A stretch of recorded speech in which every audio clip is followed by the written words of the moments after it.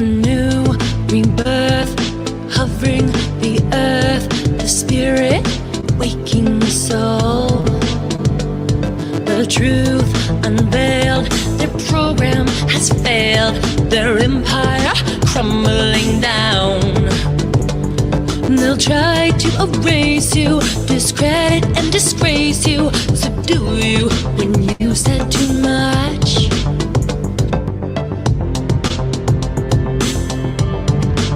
But there's one thing they weren't expecting. A great awakening. What is happening? You might try to cut us down, but we're spreading underground. We are stronger than you know. From dark to light we grow.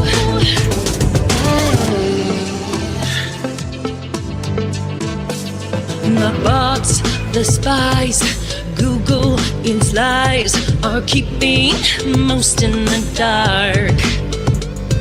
On your TV, the garbage you see has others mesmerized. But something is changing, momentum is gaining, the people are opening their eyes.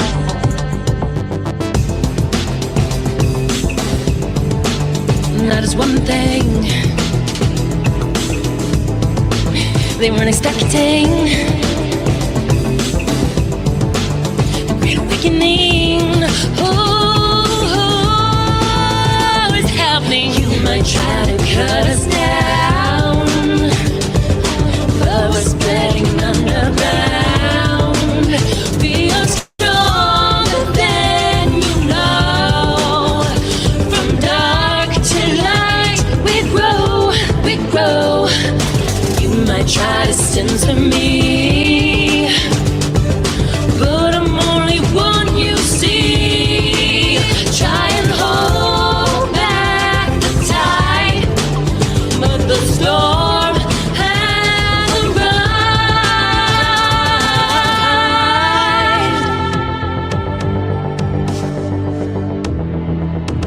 And the storm has arrived.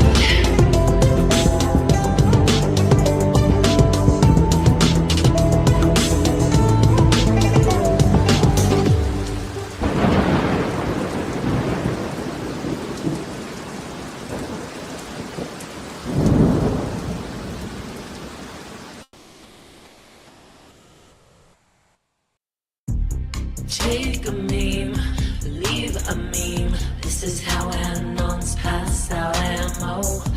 We're done with the mainstream. The brainwashed lost all its camo.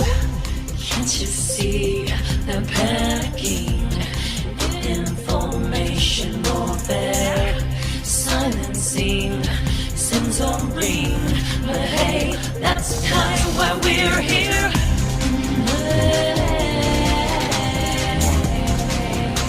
That's why we're here.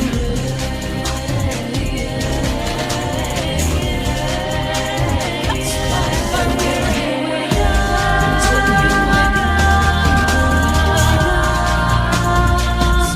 Until you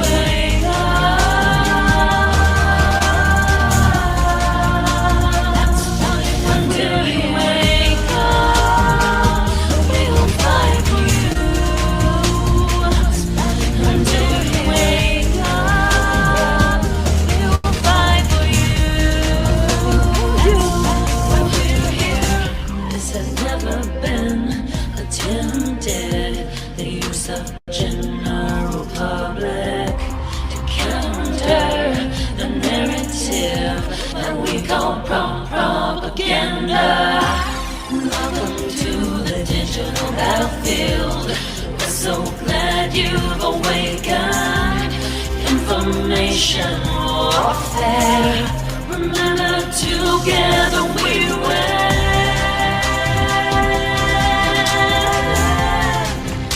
Together we win. Together.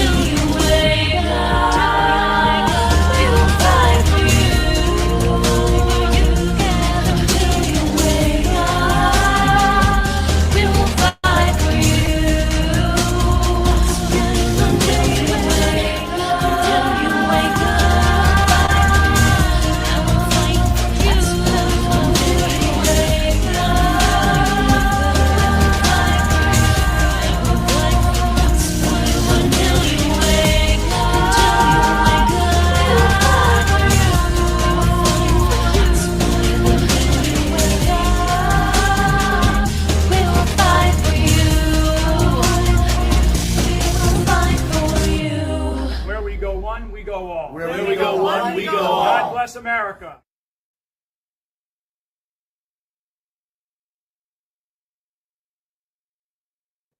Okay, now do you hear me? I have been having technical difficulties. Thank you, everybody, for joining. Shakia G, I was like, can you hear me? I was in all caps. I was doing video editing, and so that was really funny. Yes, let me know if you guys can hear me. I was having some technical difficulties, but it looks like, hopefully, we're up and running. And yeah, I hope you guys enjoyed the intro. If you heard some of the music there, it was songs that I put together a long time ago, it seems. And that's kind of what this stream is about. I have been so excited, like beyond excited. I don't know if you guys watch Brad and Abby live, but I'm just like, you know what? Gloves are off. The administration's talking directly to us. I'm not going to jump around the bush. I'm just going to say what I believe is happening. So I do believe that the Department of Labor on X, and it is official White House Trump administration account, has been communicating to us in many different ways. And if you had followed the Q post from the beginning, there were certain phrases that were said. These phrases, so I love psychology, right? And how the brain works and how humans think. And if you repeat something, this is just in general, I think my mom would say this phrase to us. We were homeschooled, and she would say, repetition with variety is essential to learning. So let's think about that. Repetition with variety is essential to learning. So you're learning the same thing, you're being taught the same thing, repeating, right? So it's being repeated. This is very important. But with variety. So a little bit over here, a little bit over there. Some people are audible learners. Some people are, oh, thank you, Natural Nikki. I'll get to you guys too. So some people are audible. Some people are visual. Some people are physical. They need to have hands-on, right? We've learned about how there's different type of learners. So we have, through the Q-op, been programmed, if you want to say, willingly. We're eating it up. We love it. We've been programmed with certain phrases because they were repeated, and they were repeated with other things. So the way that I take it is that our military, okay, let's go way back. We're going to go way back, guys. Are you ready? Actually, before we go back, my mind is just so full of stuff. Let me write a note here to myself, because if I don't, then I'll forget everything. So hold on. Okay. Because I want to see you guys in chat. All right. So we're going to get to all of this, guys. We're going to get to why this is happening, possibly what this means, what I think it means, and why even in the middle of what seems like chaos in the world, someone like me could be chill as a cucumber and in fact inside excited. And this is the thing. I know there's a lot of people out there watching, or maybe not me, but it's a lot of people watching the world and going, I mean, they're scared. Like they're either scared for their life that the government's going to get them or ICE is going to get them. They're scared that there's this man, Donald Trump, who they've been told is a dictator and all this stuff. He's going to start World War III, or he's going to do it, endless. And what is it? Just put all that through a filter. What comes out? It's fear. They repeat fear all day long, right? Trump's administration is not about fear. It's actually about what our nation was founded on: life, liberty, and the pursuit of happiness. I might be a repeating record here, but I am just so in love with our Constitution and with the Declaration of Independence, in the way that it just describes freedom. And as a Christian, that is the most important thing. Jesus gives us freedom from eternal sin. But while we're here, we should be fighting for freedom here, for the physical people on earth. we do. We need it. We are created equal. We should be able to expand and pursue happiness. I love how the founding fathers wrote it out that way. They're like, it's not pursuing wealth or this or land, whatever. They actually saying pursuing a non-physical attribute, happiness, because happiness can encompass so many things. And they found out, let's say, the structure of government when they were putting in the concept of what's the word? Free trade capitalism. That's encompasses happiness, because see, socialism doesn't. In socialism, I want to expand my business, whatever. Oh, well, if the government says I can't, I can't. So that's denying my pursuit of happiness. So that's why we do have a capitalistic structure that we follow in America, the free market. I, however, think some things need to be tweaked, as well as I think you guys know. How do we prevent monopolies from happening, right? Because now what has happened, they took advantage of that, the free market, right? They took advantage of capitalism. These giant people, they confine into companies, about 5 or 6 of them. And then they have people that lobby Washington, and they pretty much buy all of our Congress. So you're basically having these big mega corporations get these guys to write laws that only benefit these guys, right? You know what I'm saying? So we got to fix that. But that being said, it's way better than socialism, okay? Way better than communism, where I work really, really hard and he works really low, but it doesn't matter. We all get the same little bits of grain and are delivered to our little box every day. No, we don't want that. So anyways, my spiel with that's done. And it's so good to see everybody in chat here. We have, like I said, is it Shikaya? No, I'm saying it wrong. Shika? Let me know. Shika G. We have Natural Nikki. It's so good to see you in here. And Soldier American. Hi, good to see you. You guys are so awesome. And please just give me thumbs up. And yes, thank you so much for letting me know that I was coming through. Okay, so Natural Nikki says, girl, it couldn't be more on the money with the Q-isms. Yes, right. And throughout the years, we've had Trump post a few memes here and there. Let us know, yes, the game's still afoot, if you want to put it that way. The plan to save our republic is still happening. But that was here and there, and that was throughout the Biden administration. And then Trump comes in here, right? Full force, doing amazing things like executive orders the first day, right? So much reform, closing our borders, arresting these crazy terrorist groups, narco terrorists, all of these things, right? So that was all going on. But those of us that know what we know, we're like, well, the FBI is corrupt, the CIA is corrupt, everyone's corrupt, like they're all working for each other. It's called the deep state, right? And Trump did campaign on, I'm going to obliterate the deep state. He literally said that, okay? So when somebody says something, I'm going to take them for their word until they prove me otherwise, that they're not, trustworthy. Trump has been trustworthy, as far as I can tell, as long as I've been following him, and he'll say promises or say things that he's going to do. And guess what? He does them. So I know it hasn't quite happened yet, guys, right? The obliterating the deep state.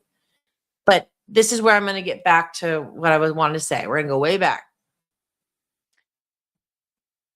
So let's just say, hypothetically, there was some patriots. Some of them were military, some of them are civilians, and they were talking just like how we all talked. Oh, there's a new world order. Oh, there's a global order. They control everything. They're in the banks. They're in our food. They control everything. They're in Congress. They put their CIA guys in the White House as our presidents. What do we do? I believe this happened. There was a conversation. There was meetings. And they were like, so we know this, and there's a lot of people also in America that know this, but there's still quite a bit of people in America that don't know this. And if we somehow got our guys in office, which would be great, and we started quite literally removing the deep state, if the public wasn't informed, the public would be like, what is he doing? He's a dictator, and not understand what Trump's doing, right? So like I said, we're stepping back. So what had to happen? The public had to be told. Okay. Well, how does somebody, especially let's say military information that's, let's say, technically classified, or, how can you technically get this conversation out to the public without it coming back to you and or the CIA stopping it before it even reached the public ears? Well, you do back channels, you go around. And so what I just described is what the Q-op is. So they needed to go to a place that they couldn't be tracked, completely anonymous website. Oh, I guess 4chan will work. So that's where they first started posting. So if you understand this, I'll tell you now the why.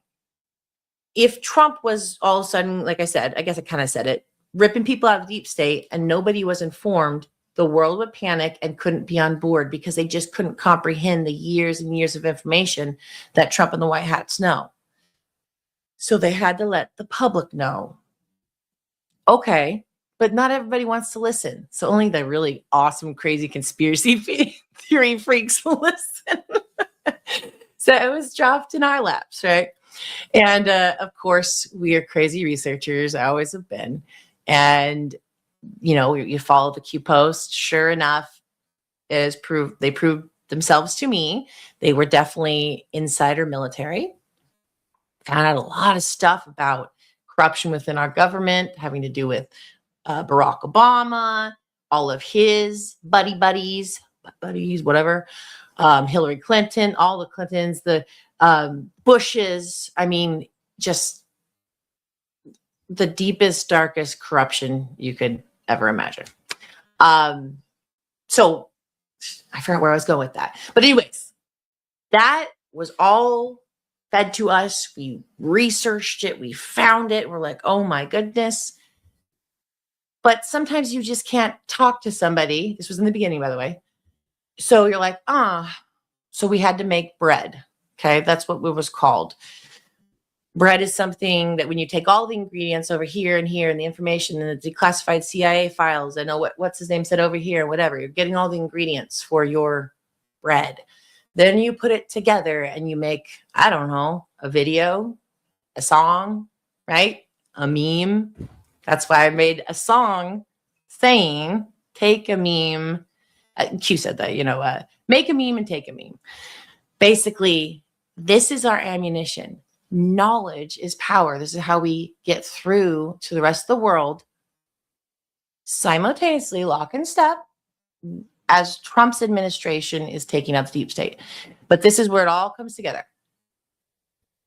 Trump couldn't be doing that without the permission of the people. You need the public's consent. Now, he didn't want to do it the way that propaganda did it for thousands of years. We're going to force people to believe something so we can get their consent so we can do something. 9/11's perfect. Oh, we need people to hate the Middle East. How do we? Oh, well, let's say that they blew up these buildings. Perfect. Okay, now you've got the public's consent to go to war, right? So Trump wanted to also get the public consent. But because he is not an evil, crazy psychopath, he's like, how do I tell these people the truth? So that's where we are today. So the Q operation happened. It was quite a success. As you can see, I'm all like fired up, right? And it's been, since 2017. So it's been a while, right? Now, all that to say, now we're coming back. So yeah, that now Trump's administration coming out. Let's share this here. Oh, why can't I? Oh, I gotta remove that. Okay, Trump's administration coming out, and it is the Department of Labor, but it is an official count. So that's very important. And they're coming out for full force, all the Q memes. So I wonder if I can just start. It was only about like a week ago, honestly. But yes, just like what you saw in my intro. So I don't think you have to go through all of them. But communications like this, hold the line. Interesting. There's only one post that says hold the line. It says hold the line, writers. Justice is coming. So this is how the president of the United States in his cabinet is talking to us. And so to move on now, I am like, chatterbox tonight. To move on, you guys probably were following the whole situation with the Clintons, and they are all involved in this, yes. Let's see if I have anything pulled up with that. Oh, I don't even have it. Okay, hold on. Just bear with me, guys. I'm going to go to my X. So I know I had it here. Oh, there I am. Look, Inception. Oh, yeah, we're going to get to that too. Here we go. Now, guys, let me know if you can't hear this, then I'm going to have to figure out something different with my screen share. So let me know if you can hear this. By the committee in a bipartisan manner, we will move next week in the House Oversight Committee markup to hold former President Clinton in contempt of Congress. Yeah, so with that, be happy to answer any questions. Mr. Chairman. Anybody on the committee? Just let me know if you guys hear that.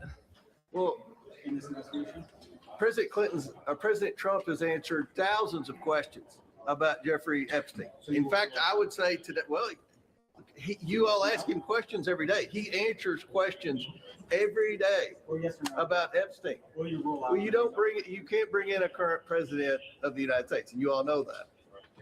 So, but President Trump has answered thousands of questions about Epstein. I bet today, at some point, some of you all will ask President Trump questions about Epstein. He answers those questions. To my knowledge, former President Clinton has never answered questions about Epstein. And we just had questions because, again, I think anyone would admit they spent a lot of time together while Bill Clinton was president and post-presidency. Okay. Again, I don't know if you guys could hear that. Like I was having troubles before. You may have not heard that. If you didn't hear that, I won't share any more audio. But the Clintons didn't show up. They didn't show up. And that's actually, it's funny, Brad said he was hoping for that, right? And, we'll see. But like I said earlier, I mean, we got pictures of Bill Clinton in a painting wearing Hillary's dress, for goodness sakes, that was found at Epstein's, one of his homes. So there's that. So I think it's really interesting that they don't want to show up. Okay, now, or is it interesting? And are they going to try to flee? Shakia G, I see you're in there. Did you hear that last video that played? I'm kind of flying blind. So yeah, if you could let me know. All right, so this was posted by Kirill Dmitriev, and he's kind of like a head advisor to Putin. So check out, it says checkmate. Now, checkmate, and by the way, this guy does post stuff all the time. I don't even know. I think he's cool. I follow him. So he writes checkmate, and then it's just to this part right here. It says breaking Bill and Hillary Clinton could face prison time for failing to testify in the Epstein probe, per the Daily Beast. And of course, there's people that say, well, this stuff will never happen. We are aware. Oh yeah, dude, did you see that with Trump? That's the other thing. Let me Brad showed me that like live. That was so funny. Okay, here it is. Nick Sortor says, laugh my ass off. Someone heckled President Trump at the Ford plant today. So he mouthed you and flipped them the bird. This is great.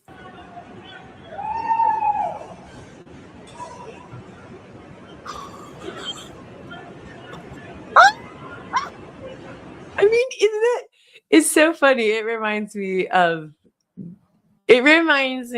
Brad's probably going to burn my butt about this, but Brad has that same type of attitude. It's like the New York or New Jersey attitude where it's like, you mess with me, screw you, like kind of thing. I want to watch it one more time. So cool.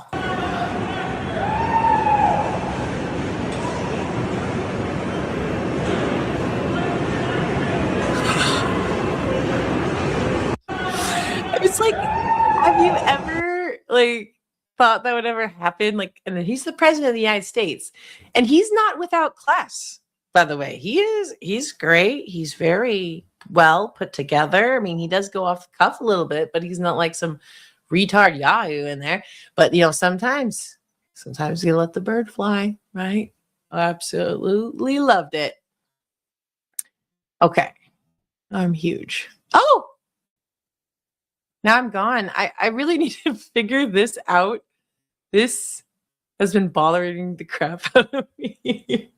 All right. Oh, Jackie, it's so good to see you. Hi.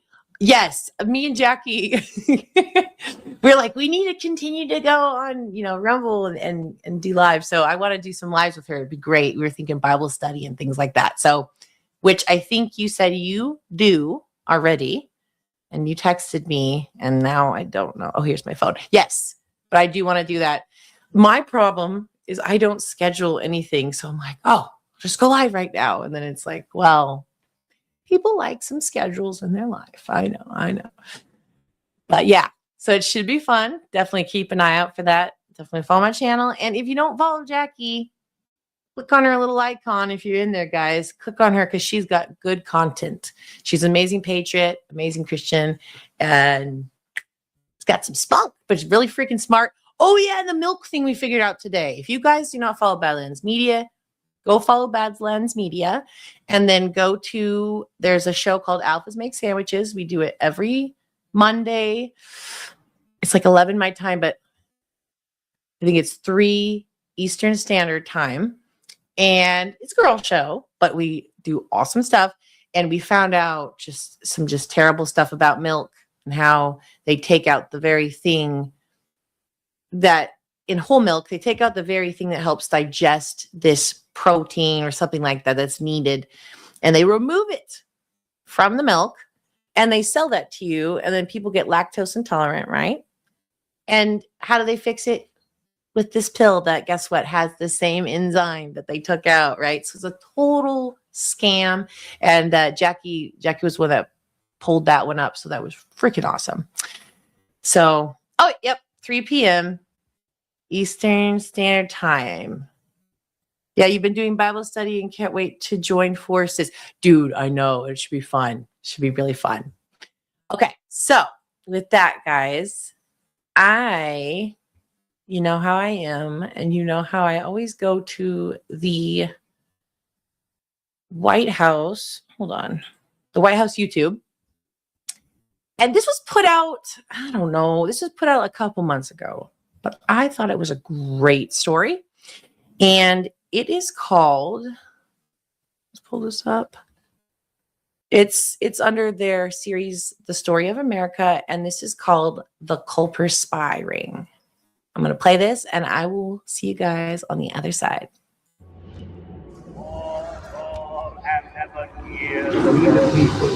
In order to form a more perfect union.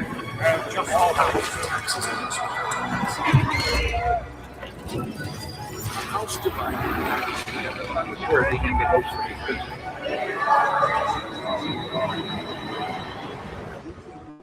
each other. Our lives, our fortune, and our sacred honor.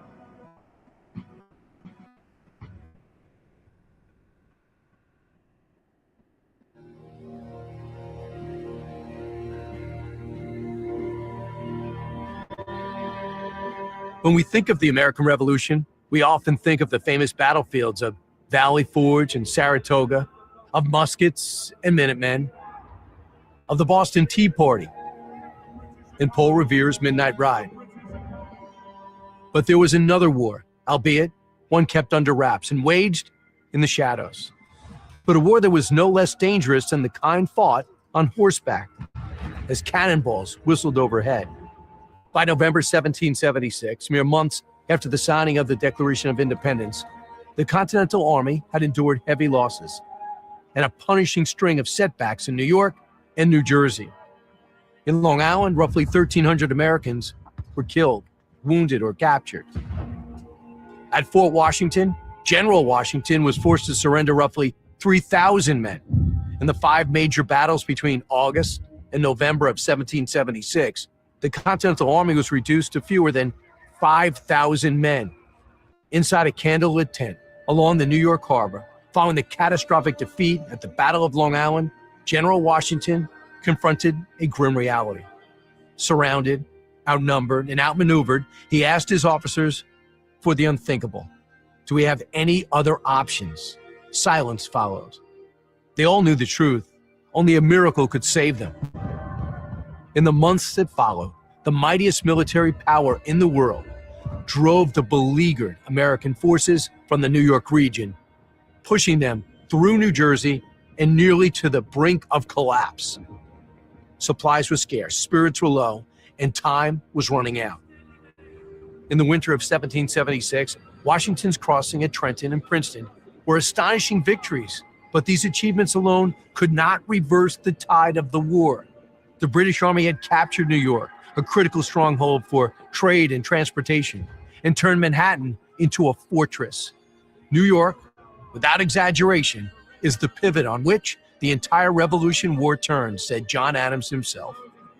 And without the city, and without intelligence from inside its gates, Washington knew the American cause would not survive. He needed eyes, he needed ears, he needed spies. From this necessity was born one of the most audacious and consequential acts of espionage in our nation's history. The Culper Spy Ring, headquartered in British-occupied New York City, this six-person intelligence network changed the course of the Revolutionary War and the fate of our new nation. Washington turned to a young officer named Benjamin Talmadge, codenamed John Bolton. Talmadge replaced General Charles Scott, whose approach to espionage had been blunt and rather unimaginative. Scott would dispatch lone scouts on one-way missions across enemy lines, hoping they'd return with scraps of intelligence. It was a gamble, and one that too often failed. The execution of Lieutenant Nathan Hale, who was caught, tried, and sentenced to death within the span of 12 hours, was a grim case in point. Talmadge suggested a new approach to Washington. Instead of risking the lives of uniformed officers by sending them behind enemy lines, why not gather intelligence through unsuspecting allies who already lived in British-occupied territory, creating a network of spies living among the British? Washington agreed with the Talmadge strategy and appointed him chief of intelligence. Talmadge was only 24, but he knew both the people and the landscape on Long Island well, which would prove to be invaluable. Major Talmadge immediately began creating a tight-knit ring of embedded operatives working silently beneath the surface in the British-occupied Long Island. What became known as the Culper Spy Ring was the most successful spy network on either side of the war. Talmadge's recruits were not particularly well trained. Indeed, these informants consisted primarily of old friends he had made while growing up in Nantucket, Long Island. They were farmers, merchants, and laborers. Their intelligence network operated successfully in and around New York City for 5 years. No spy's true identity was revealed, not to General Washington, not even amongst one another. There was Abraham Woodhull, a young New York farmer, who ferried messages under the name Samuel Culper Sr. His counterpart, Samuel Culper Jr., was Robert Townsend, who wrote for a loyalist newspaper while secretly reporting to Washington. Austin Rowe, a tavern keeper, carried messages hidden in saddlebags. Caleb Brewster, a defiant seaman, rowed across the Long Island Sound to deliver intelligence to the commander-in-chief himself. Among the company of double agents, there was also a woman, her identity still unknown, codenamed Agent 355, a lady shrouded in mystery. She seduced secrets from the lips of British soldiers. According to speculations, it was Agent 355 who relayed the critical information that ultimately exposed the treasonous actions of Benedict Arnold. Lastly, there was James Rivington.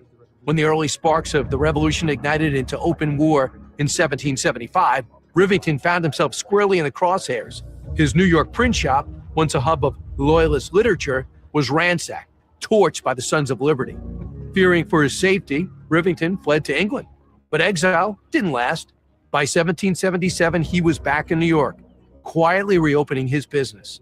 This time just steps from the dry goods store of a discreet patriot named Robert Townsend. Something had changed after Rivington's return, whether it was a genuine conversion, a practical play for profit, or frustration with the Crown censorship, especially its muzzling of Rivington's attempt to criticize General Howe, remains uncertain. What is clear, however, is that sometime in late 1778, the once loyal English-born printer began to operate under the noses of British officers, feeding sensitive communications to the Culper's spy ring. Now, to the world, Rivington was a first-rate loyalist, owner of one of New York's most prominent coffee houses, editor of the Royal Gazette, and personal printer to the King's most excellent majesty. The Gazette famously published biting satire against the American cause. His coffee house, nestled in the heart of British-occupied New York, became a veritable nest of loose-lipped British officers. Rivington's outward loyalty to the British made him the perfect spy. No one suspected the outspoken Tory to slip coded messages inside book bindings and pass them along to Robert Townsend.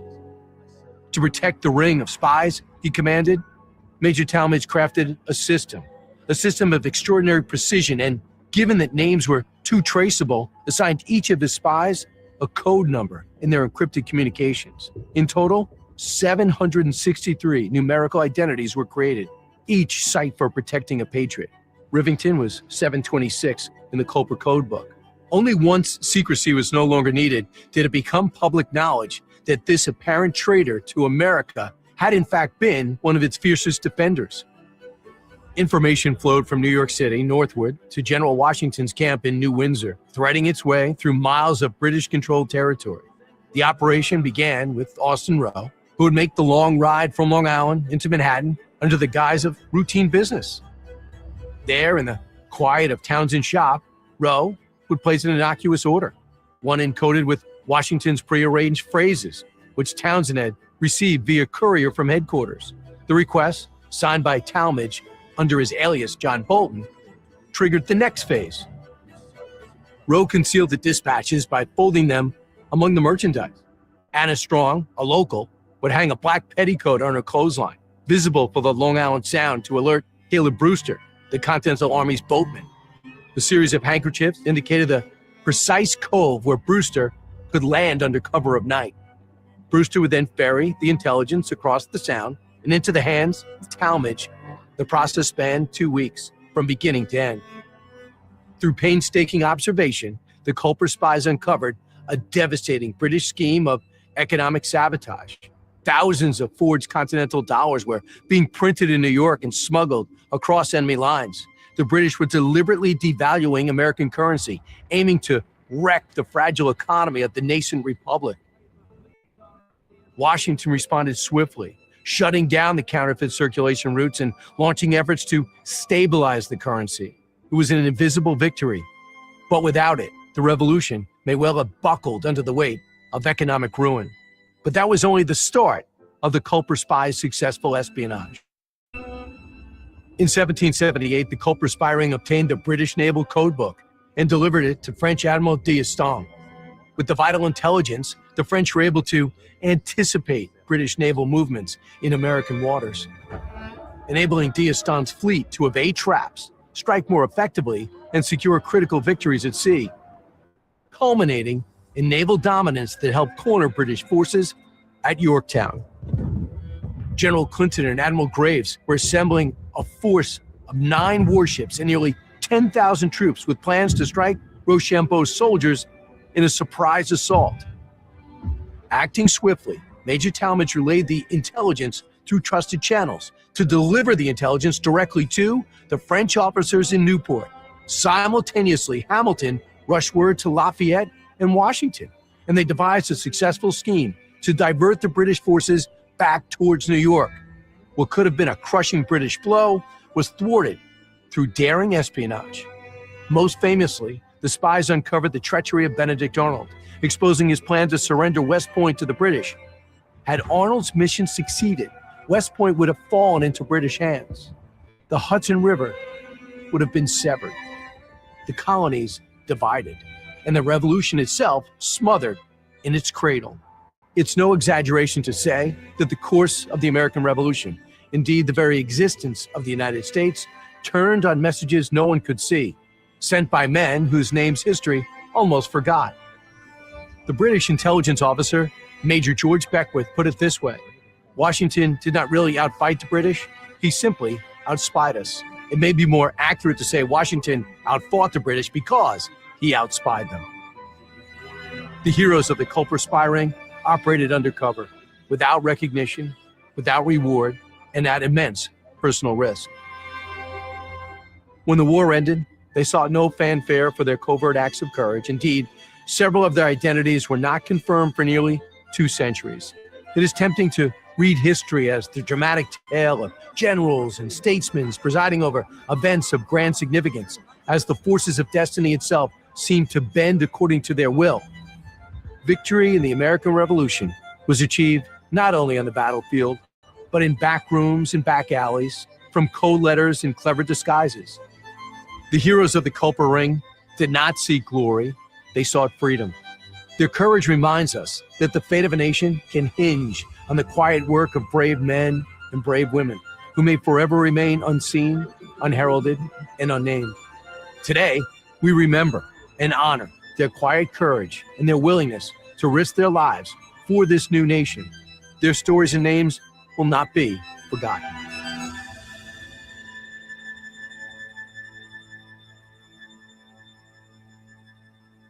Anonymous.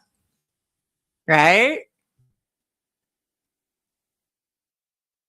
Oh, there's a few more things. Oh, it just said the White House is grateful for a partnership with Hillsdale College and the U.S. Department of Education in the production of this video series. So I always find it so cool that they are, dang it, there we go, that they are putting out educational videos that, right?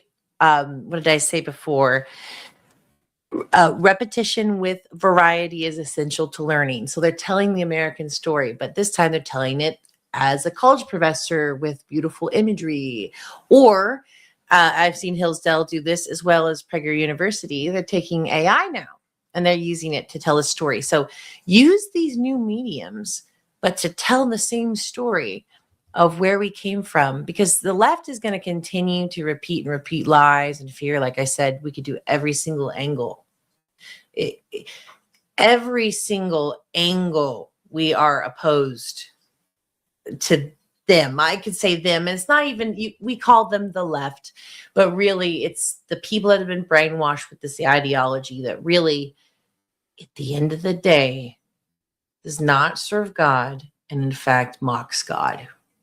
So that's where we start seeing this spiritual battle play out, because just like what Q said, this is beyond politics. This is not, we're seeing it in the political field. We're seeing it because Trump assumed the presidency because we, the people, voted him in.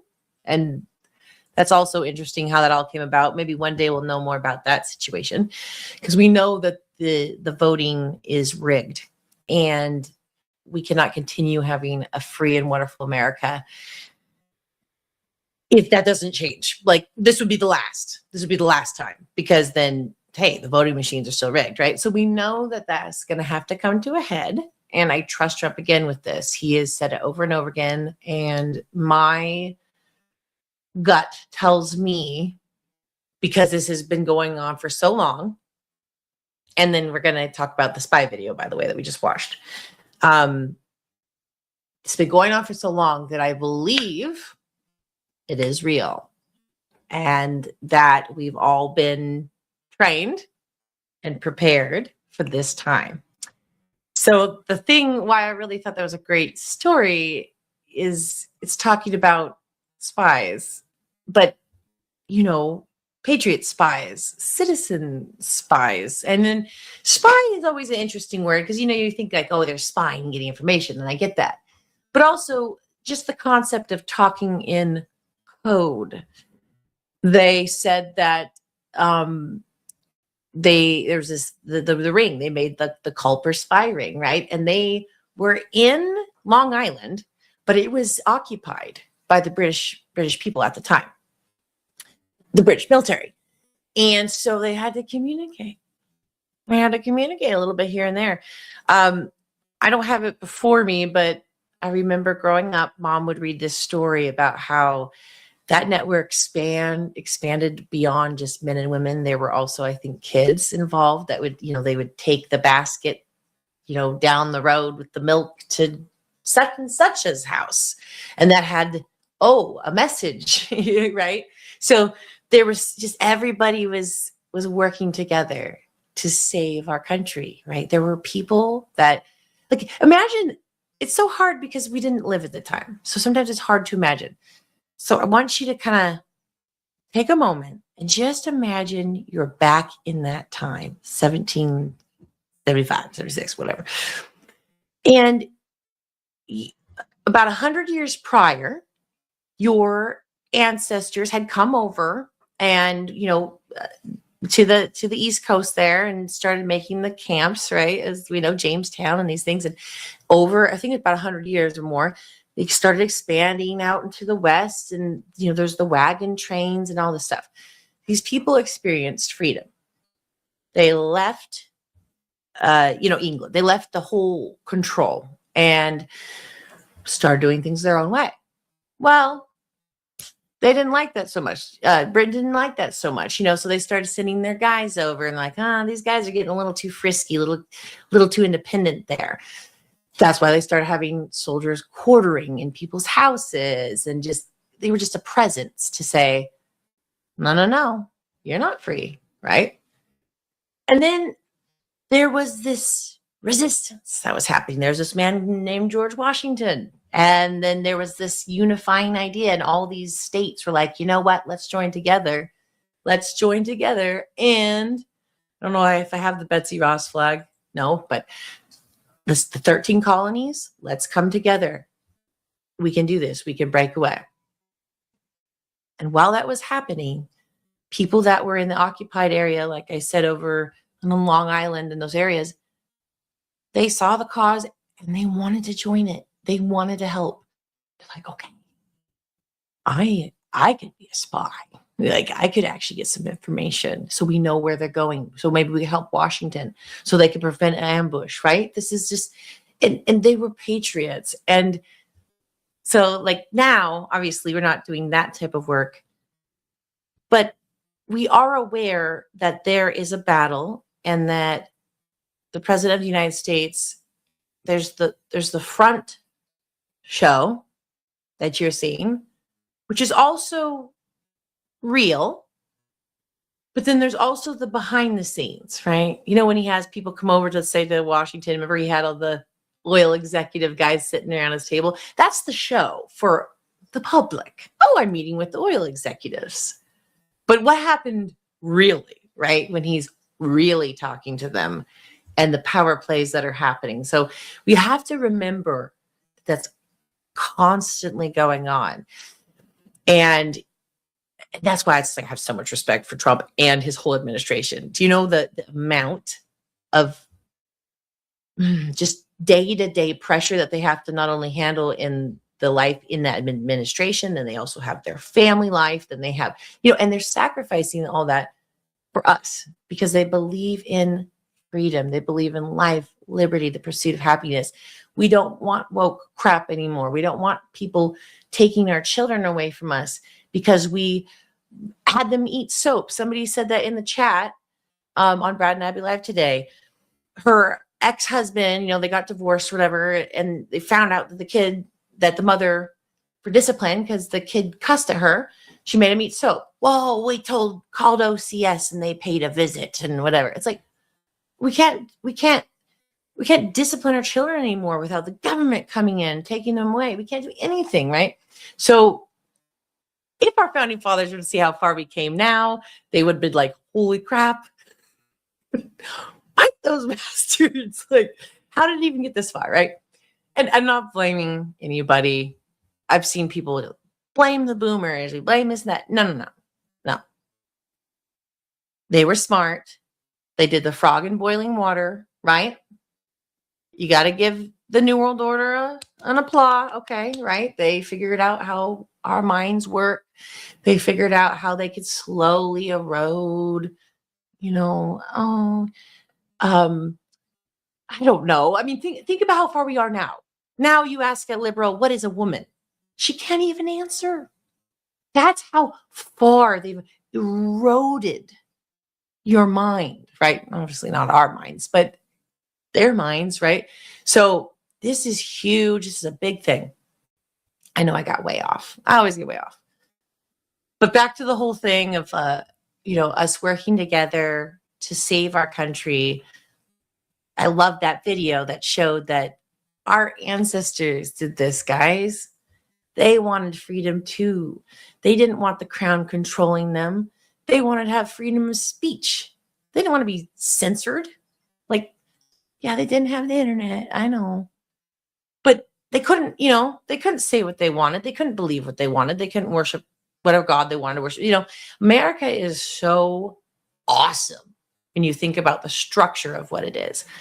Not the deep state cabal situation. Rip that off. Look at our beautiful Declaration of Independence that's saying F you. Look at our wonderful Constitution that represents how the government should work and the executive powers of how the president and then the judicial branch and those paired together just make something that says you can even abolish your government if it doesn't serve you. What kind of document says that? Written within its own document, a way to reverse a massive takeover. So it's so brilliant. And that's funny. The Agent 355, the woman, I want to know who she was. Yeah, the woman spy. I saw somebody say that. Don't mess around with Agent 355. She's going to get some information. But yeah, so to wrap it up, basically, they said that they used code letters.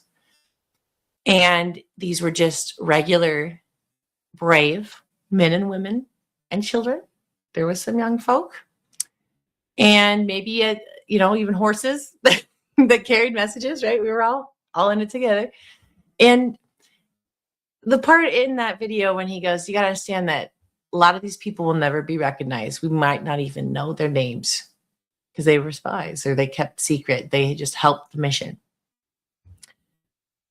That continues today in levels that I think people do not even comprehend. I think maybe some people have comprehended it now, which is good. We need to understand that. There are brave men and women right now that are doing things that are saving our republic right now. But on the outside, it might look like nothing's happening. And so I kind of, for the nothing's happening people, I understand that you're not maybe physically seeing stuff, although there is quite a bit of stuff going on. But let's just say, understanding your side, because I want to understand that side. Sometimes justice is slow. It sucks. I know it sucks, but it might be slow, but it will be final, right? And that's what the Q team and Trump, I believe. And I understand people that they're like, man, we've known this for so long. Just lock them up. Just do it. Whatever, this and that. Like I addressed earlier in this stream, the public consent thing is so important. It was so important that they had to make an operation, the Q operation, to let us all know. Because it's not like, I'm not like doing military stuff, right? But however, I am being the news now, and I'm telling people what is happening so that other people can get on board. That's just as important, right? Also, I don't even know, guys, I haven't even jumped into the Dan Bongino thing, but I've always liked the guy. Okay, I know it might be controversial. But I did like how he did a post where he's like, I worked and I did my important work in the FBI, and now I'm here, social media, which is just as important. That post, I liked it because he's right. The psychological warfare is huge, like huge. And we're actually going to turn a little bit in this show. I will be playing a video I made a while back. It's a super cut, and we're going to get there. But it has to all do about your mind. So all of this, everything, everything you're experiencing, everything you're watching, everything you're seeing on TV all around the world, it's a battle for your mind. And that's just it. There's no ifs and buts about it. And like Brad said earlier today, you know, when you're talking and conversing with people and you're hearing their ideas, that's one thing, yes. But sometimes you might lean towards like, oh, well, I don't want to hurt this person's feelings. So I'll be like, okay, sure, even if you don't agree with it. But then what you're doing is you're kind of giving consent to that, right? And we don't want to give consent to things that we don't want to give consent to because we're free Americans, right? That's the way it should be. So, you know, just like understand it's important to formulate your own thoughts and your own opinions. So let's say, for example, let's say Trump was removed and all this crazy stuff. I don't know. Let's just say that was out of the picture. I will still feel as firm as I do now. You know why? Is because I'm not, my faith is not based just in one man or one thing. First of all, I trust in God. Why do I trust in God? Why is that so important? Is because I've studied what I can study about God, and they seem to be the creator, first of all. Huge. Second of all, they're not like a mean God. They have made a way for us. That's great. Also, it's all about life, not death. Satanism is about death. Liberty. Oh, so that's not Satanism is about being entrapped and forever in Satan's whatever. The pursuit of happiness. Oh, Satanism. You know what I mean? So, you know, you start to really see what's happening here. And when I say it is a spiritual battle, it is a spiritual battle. Now, that being said, I know there's a lot of people in the camp of like, oh, we're in the end times and this and that. First of all, I don't like to call it the end times. We like to call it the beginning times or something else, because when Jesus comes back, that's going to be the most wonderful day of our lives. Not for the evil, but for us, it's going to be great. But about that, I have seen the signs. Okay. You know, there's going to be wars. There's going to be rumors of wars. People will go to and fro freely, be able to communicate. So all these prophecies have come true. There's a prophecy about Israel. It doesn't quite say becoming a nation. It just kind of says coming together or something. But I think it was the 1940s, Israel became a nation. So that's what happened. There's all these interesting prophecies. So, and then the situation for the mark of the beast to come out, that exists now. You know what I mean? Like, and then that's where we're going to get into this part of the show, actually. So that technology exists. I don't want to be mean and break it to you, but I know for a fact, and you can, I don't have them before me, but you can Google patents and Apple patents and a lot of these bigger companies' patents, and they for sure proven to be able to read your mind. And so they can read your mind, and then so they know what you're thinking, and then so they can target you with ads and things. See, this is the light version, right? But the truth is they can read your mind, right? Holy shit. Now you have to either be wearing those wireless earbuds. They did have exercise bands for a while that they were using. I'm all citing, there was this woman that spoke at the World Economic Forum. I believe it was 2023. Gosh, I wish I could remember her name. I also have a video on my channel, so you can find it. But she goes on to say that most of the main big companies now are pairing and using this technology, and in works with, you can say global monitoring programs, where we're going to have all our employees, we're going to give them these new earbuds, great, and then it's actually picking up on your thought patterns, and it can tell if you're not focusing on work. If you are focusing, it can tell all this stuff, guys. Your heartbeat, it can tell your skin. There's things that read if your skin is being touched or not touched.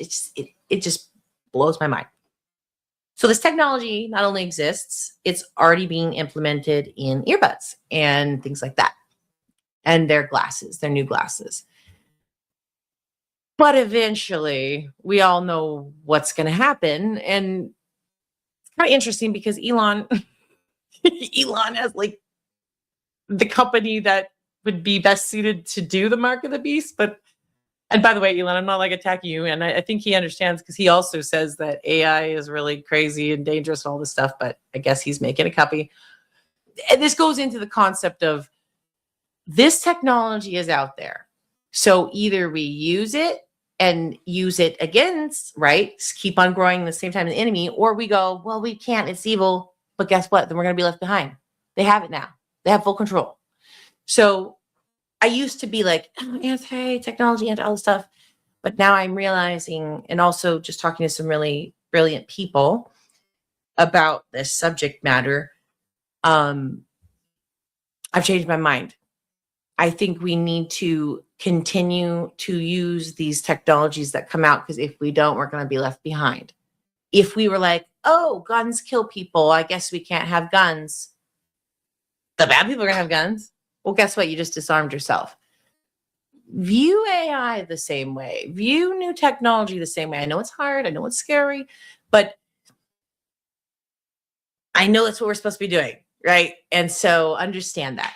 Now, that being said, I ain't ever putting anything under my skin. So, woo, there's that. But yeah, so it's an interesting fine line. So, as a Christian, we gotta go through these things. We gotta weigh them out in our minds. So, anyways, that's crazy Abby chatter, and I have not talked to you guys forever. So let's go see all of you amazing people out here. Oh, you guys are so awesome! Everybody's all talking. Okay, holy snap! Is this real?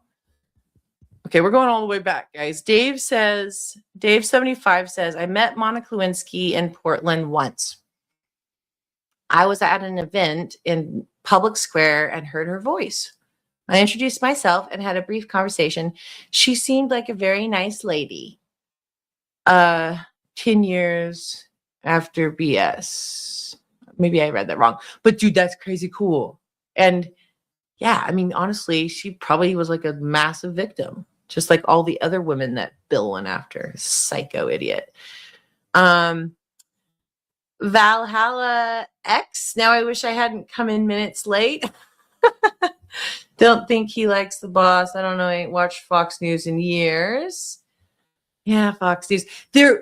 Honestly, you guys want to know my opinion? I think Jesse Waters is an anon. He ran a thing way early on called The Great Awakening. And he even had a Q guy come on and explain Q. Me and Brad were talking about this. We have that. So I think he's on board. And you got to understand, assets can be all over the place. Assets can even be in companies that are controlled by the deep state. Does that make sense?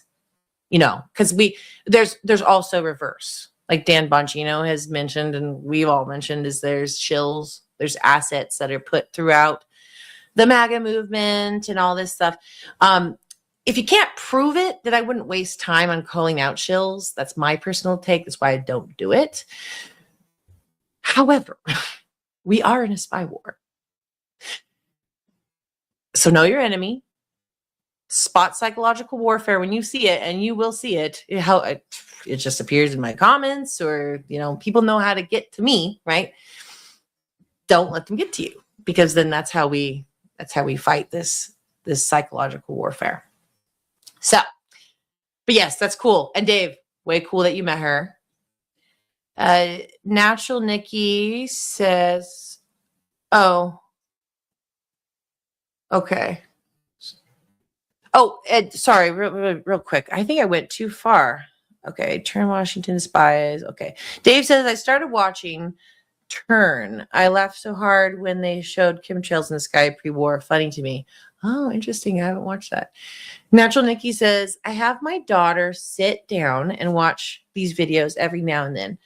Part of her education is PragerU and now the Tuttle Twins books. Yeah. Oh my gosh. Okay. Natural Nikki, love you. You see, you're a patriot because you're teaching your children. And this is like the biggest thing a patriot can do. If you have kids, teach them. Avoid the woke stuff if you can. It's infiltrated like every part of our lives, but it's actually kind of went down since Trump's been in. But yes, the Tuttle twins. Hold on. Those books look amazing. And there is one, I think it was the Federal Reserve. See, I have it saved. Let's see, images. Yeah. Creature from Jekyll Island. I knew it. I freaking knew it. Okay, I'm not sharing it. Hold on. Hold on. Share tab. Okay. Right there. You can see right there. I don't know why this is so. Whoops. Okay, whatever. Right there. That's the book that I seen, right? Because people are saying the Tuttle twins. I'm like, oh, constitutional stuff, and that's cool and stuff. But we need to be telling the kids about what's happened, like what's really happened. Well, apparently they are. Creature from Jekyll Island. It shows the money. So this book, I'm guarantee, is going to be talking about the Federal Reserve. I saw this honestly like a year ago or something, and remember going, dude, this must be some based. But it looks like it's in story form, right? So that's the thing we were talking about, right? Repetition with variety is essential to learning. So tell it in a story form, tell it in real form, tell it by memes, So yeah, that's freaking cool. Way to go with that. Because like I said, teaching kids is one of the biggest things you could do. And even if you don't have your own kids, the children in your lives could be, nieces, nephews. It could be whatever kid that you always see on the street, blah, blah, blah. I don't know, just say hi or be an influence. That's the biggest thing that we could do. Because, the corrupt deep state has freaking infiltrated, and they're all predators, by the way, the ones that get to our kids. They're always sexual deviants, and it's sick. And I'm just, don't get me started with that stuff. I'm done with those people. Like, okay, it's like the other day, my sister shared it was a group that had, my mom and my sisters, about just terrible stuff and pedophiles. I'm like, what the heck? Like, what? What is with this? Why? And then I was like, well, I kind of take the biblical stance now, where you tie their head around a giant millstone and you throw them in the ocean. And I was like, this is strong. That is quite literally biblical. Jesus says that. He says anybody that harms these little children, that's their fate. Woo! Like, let's bring that back. Because then you know what?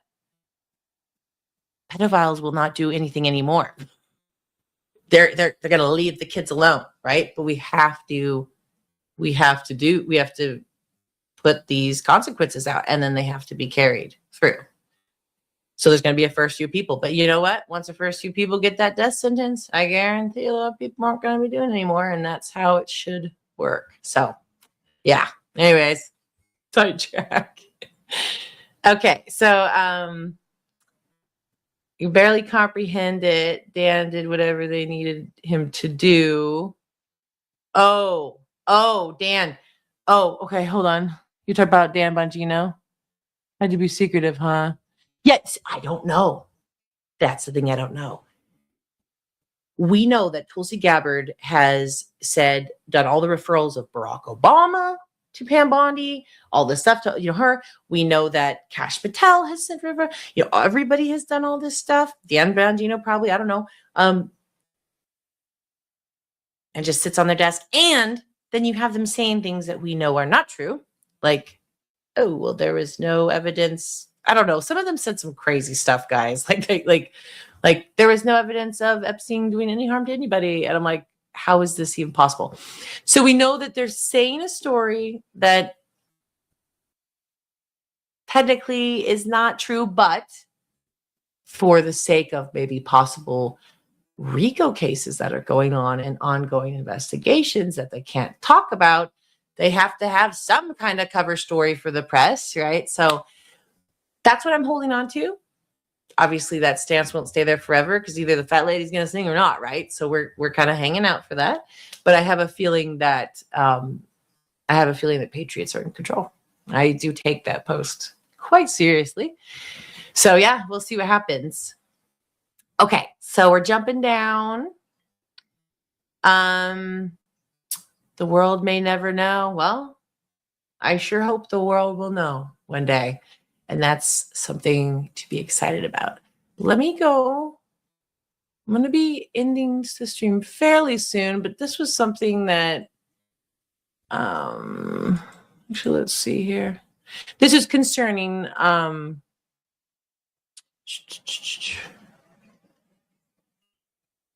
on. Oh, this is not the right one. So I'm looking at the wrong one.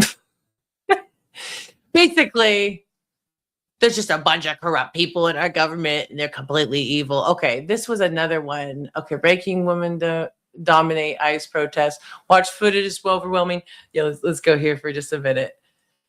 Watch the footage. It's overwhelming. Women screaming, blocking vehicles, getting pepper sprayed, and throwing frozen bottles at federal agents, proving liberal women are batshit crazy. Oh, here we go. I'm going to share it for you. So crazy. You're going to find out Add it tomorrow. to the list. She's not going to a doctor's appointment. She was obstructing an ICE operation. And these resignations, Jessica, that's another hoax. It's already been debunked. Really? And how can you look at these Debunked by videos who? by everybody? It's like hours ago that was debunked. They resigned in like October. Hold on.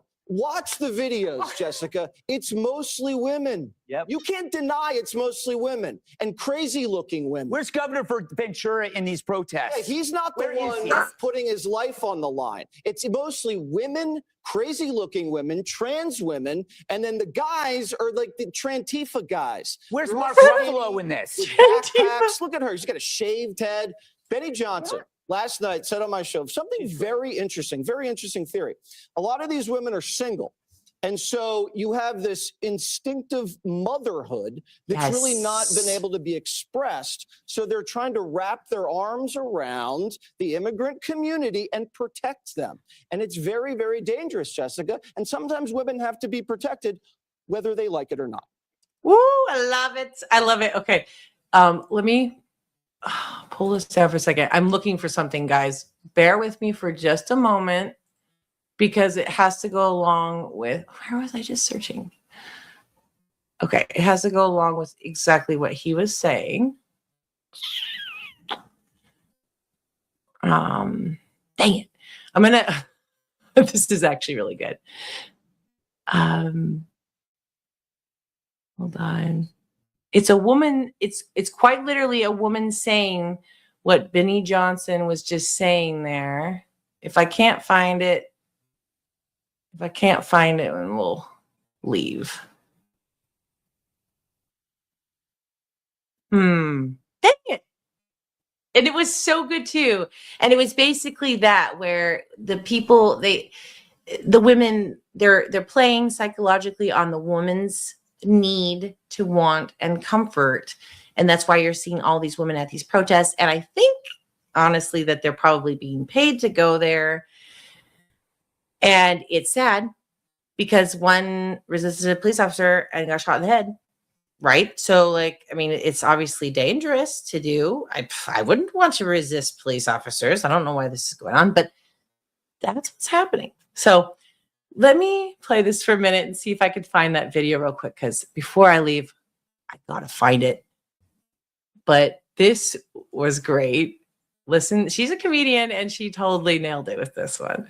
Oh God, another thing that was crazy about Generation X. I don't even know if you can talk about this anymore, but we did this thing. It's so weird. Okay. It was called critical thinking. And it's so crazy. So basically what you would do, this is like in the old days, you would listen to both sides of a story or a topic or an issue, and then you would make your own, this is crazy, you'd make your own opinion that would then guide you through life.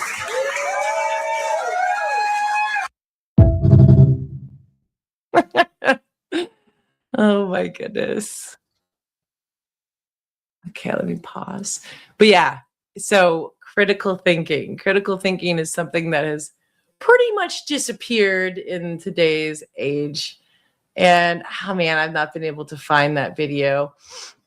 But I do have this one video that I did want to play before I head out. And it is just really good. And it's the story of John Adams. And I just love how they're really taking the time to tell the background of some of our wonderful patriots and founding fathers. So I'm going to play this. It's 12 minutes long. I'm going to search for that video. If I don't find it, I'll come back and say hi, and I love you guys. But Shakaya G says, I apologize to my daughters for teaching them critical thinking. Why would women like that be single catches all around? Dude, oh, it's good to see you, Unleashing Spirit Warriors. So good to see you. Okay, so I'm going to play this clip, this really good video, and I'm going to see if I can find that. It's great because it's a woman. It's a woman that breaks down what she believes is happening in these liberal ladies' minds psychologically. And I also do have another video. Maybe we'll swoop around, but I do want to play this, and I will see you guys on the other side. And it's very inspirational. Okay.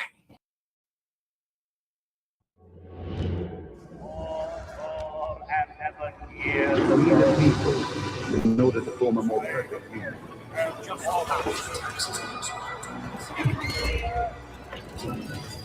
House divided.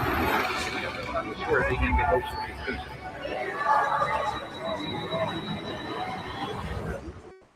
to each other, our lives, our fortune, and our sacred honor.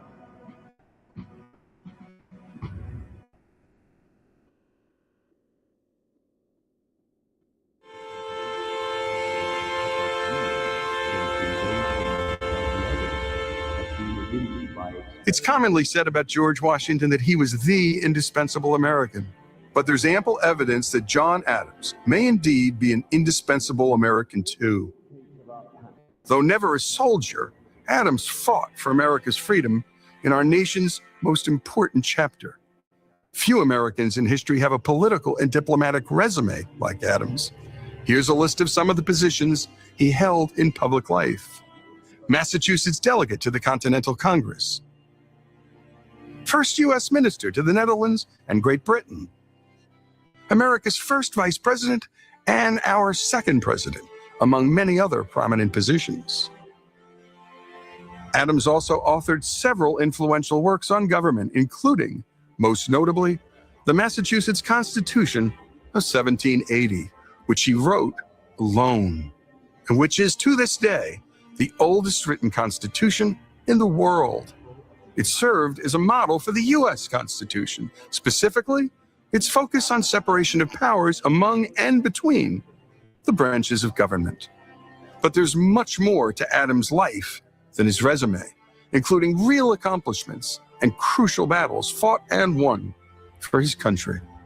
Though Adams was impatient and viewed as too tactless for legislative life, he was a ferocious behind-the-scenes operator and ended up playing a big part in the most momentous decisions in our nation's fight for independence and beyond. His decision to nominate George Washington as commander-in-chief of the colonial armies was as consequential an act as any he would perform. Adams first met Washington while the two served as delegates to the First Continental Congress. He was impressed with Washington's military experience and Washington's demeanor, and knew that to unify the colonies, he would need to choose someone to lead the Continental Army that was not a Yankee. Virginia was not just the richest colony, but the largest, and as David McCullough noted in his biography of Adams, quote, "The very proud Virginians felt they had a right to lead." In the Second Continental Congress, no delegate fought harder than Adams behind closed doors and on the House floor for the colonies to not merely sever ties with Great Britain, but declare independence outright. In May of 1776, it was Adams who called for the formal resolution for independence, and it was Adams who organized the committee charged with drafting the Declaration of Independence. Adams chose Thomas Jefferson, 33 years old at the time and the youngest delegate for the task. He recognized Jefferson's ability to make words work above and beyond the call of common prose for what was to be the most important writing assignment in world history. After Adams and 55 others put their name to paper and pledged to each other their lives, fortunes, and sacred honor, Adams penned these words to his bride Abigail about how that day should be remembered. It ought to be commemorated as the day of deliverance by solemn acts of devotion to God Almighty. It ought to be solemnized with pomp and parade, with shoes, games, sports, guns, bells, bonfires, and illuminations from one end of this continent to the other, from this time forward, forevermore. Any one of these accomplishments would have been enough for anyone's lifetime, but there were more. Adams played a pivotal role in the fight for independence on the diplomatic field, securing critical funding from the government of France and negotiating a loan from Dutch bankers of nearly $2 million. It was funding needed on the home front for provisions, arms, and munitions necessary to secure military victory in America and independence thereafter. Adams wrote of his efforts later in his life, "If this had been the only action of my life, it would have been well spent." And there were his efforts, along with John Jay and Benjamin Franklin, on the treaty that ended the Revolutionary War. The Treaty of Paris established the United States as an independent nation and doubled the size of America. Lest we forget, Adams served as the second president of the United States and managed to keep the nation out of war. No small task, given the events in France, which was experiencing a revolution of its own. Despite blistering attacks from his own party, particularly from Alexander Hamilton, Adams sent a peace commission to France with hopes of averting war. He succeeded, but at great personal cost. So what do we need to know about Adams to best understand the man? It's first important to understand where he was born and to whom. Adams was not born to wealth. His father made his living as a farmer and shoemaker in the quiet village of 2,000 people called Braintree, Massachusetts. Baptized in the church where his father served as a deacon, Adams learned from him the necessity and importance of hard work, good habits, and trustworthiness. Adams wrote these words about his father after he died: "A man of strict piety and great integrity, much esteemed and beloved wherever he was known, which was not far, his sphere of life being not extensive." The sphere of John Adams' life would extend far beyond Braintree to the great cities of America and Europe too. The turning point in Adams' life came in the form of a scholarship to Harvard at the age of 15. While there, Adams cultivated his appetite for reading, which lasted a lifetime. But it was his time debating that he discovered he'd make a better lawyer than preacher, much to his father's disappointment. After graduating in 1755, he pursued a legal career. Harvard Law wouldn't open its doors until 1817, so Adams did what aspiring lawyers did back then. He worked by day as a teacher to pay for his legal training with lawyers in and around Boston, launching his professional career in 1758. By 1770, he was one of the busiest lawyers in town. Then came the moment that tested Adams' commitment to the rule of law and provided posterity with a window into the character and courage of the man. At great risk to his practice, he chose to represent the Redcoats in the biggest case of his time, the Boston Massacre trial.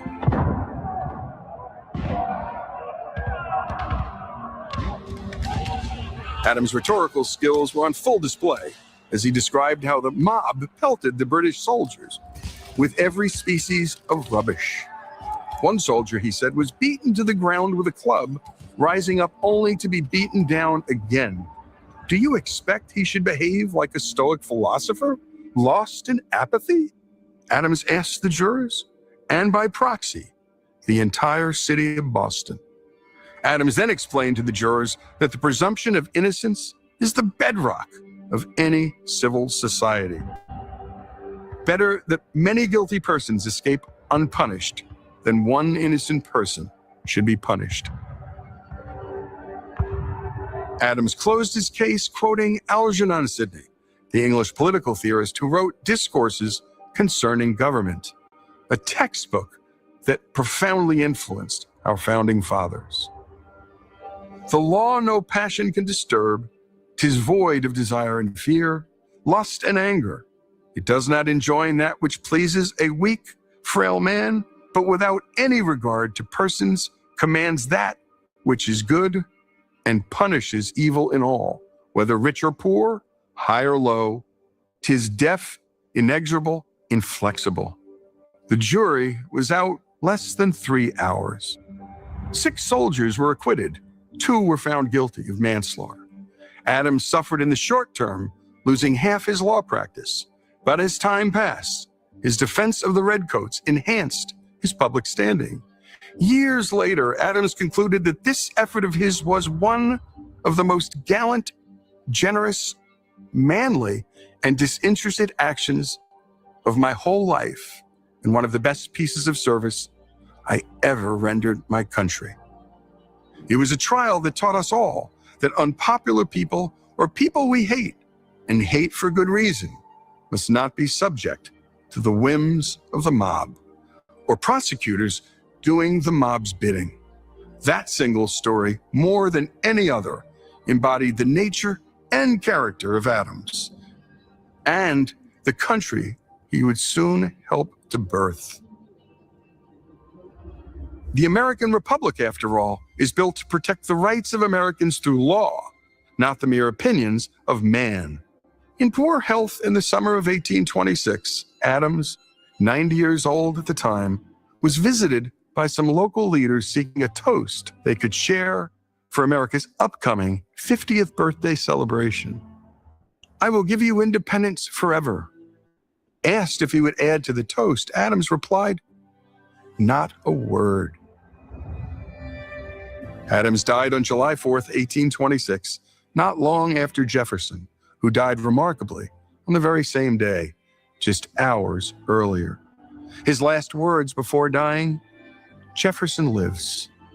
In a letter to Abigail written decades earlier on a matter concerning the raising of their children, Adams wrote, "Fire them with ambition to be useful." At great personal risk to his family, health, and wealth, Adams served his country like few others have before or after. What more could Adams have done to earn the honorific indispensable American? It's a question worth asking and answering as we approach our nation's 250th birthday celebration.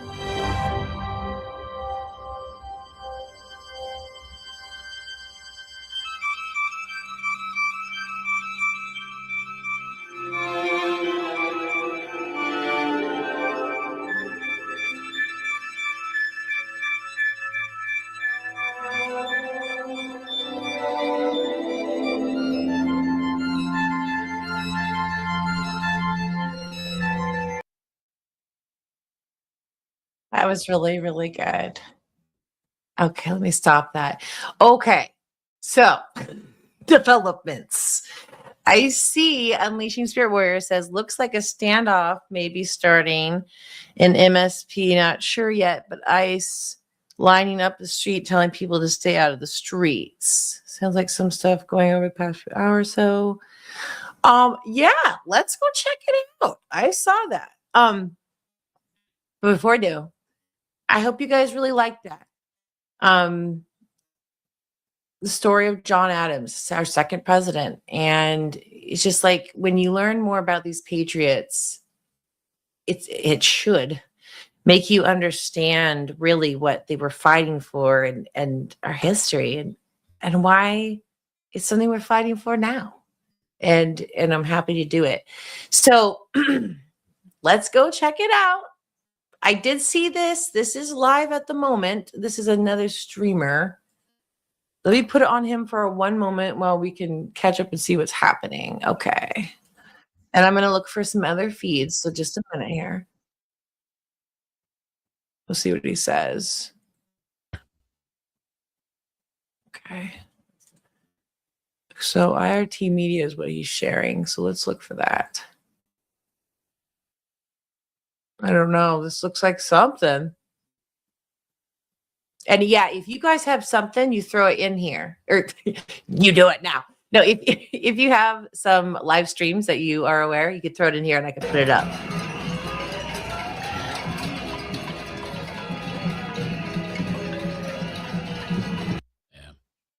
Yeah, well, stay safe out there, man. You guys out there in the streets.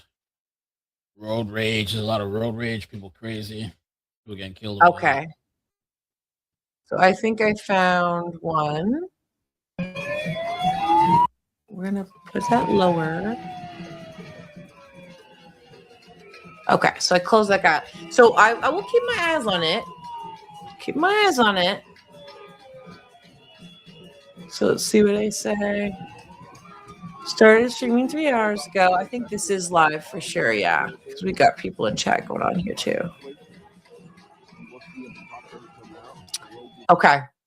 So I'm going to keep my eye on this and keep it open. Now, before we move on, I found that video. Oh, looks like there's some vandalism.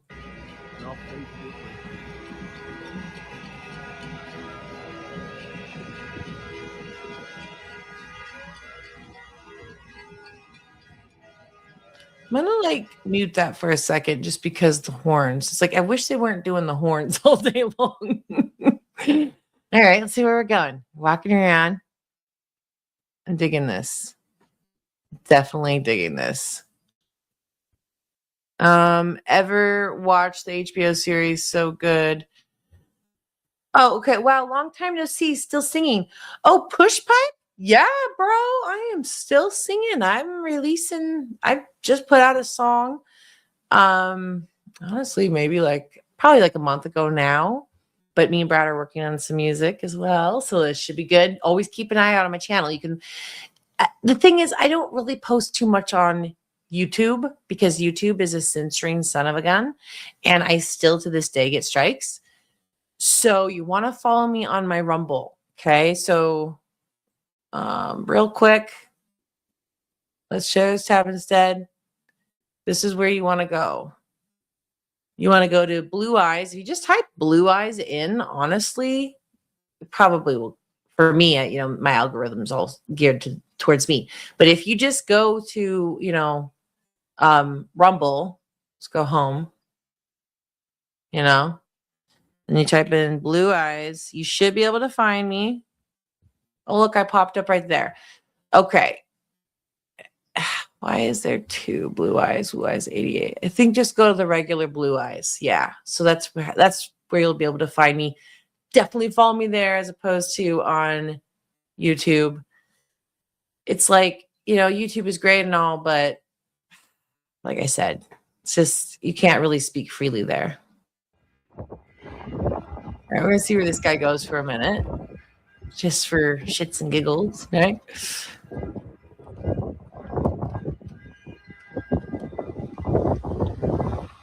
Okay, I'm going to, for one moment, I'm also going to see if I can find another feed here.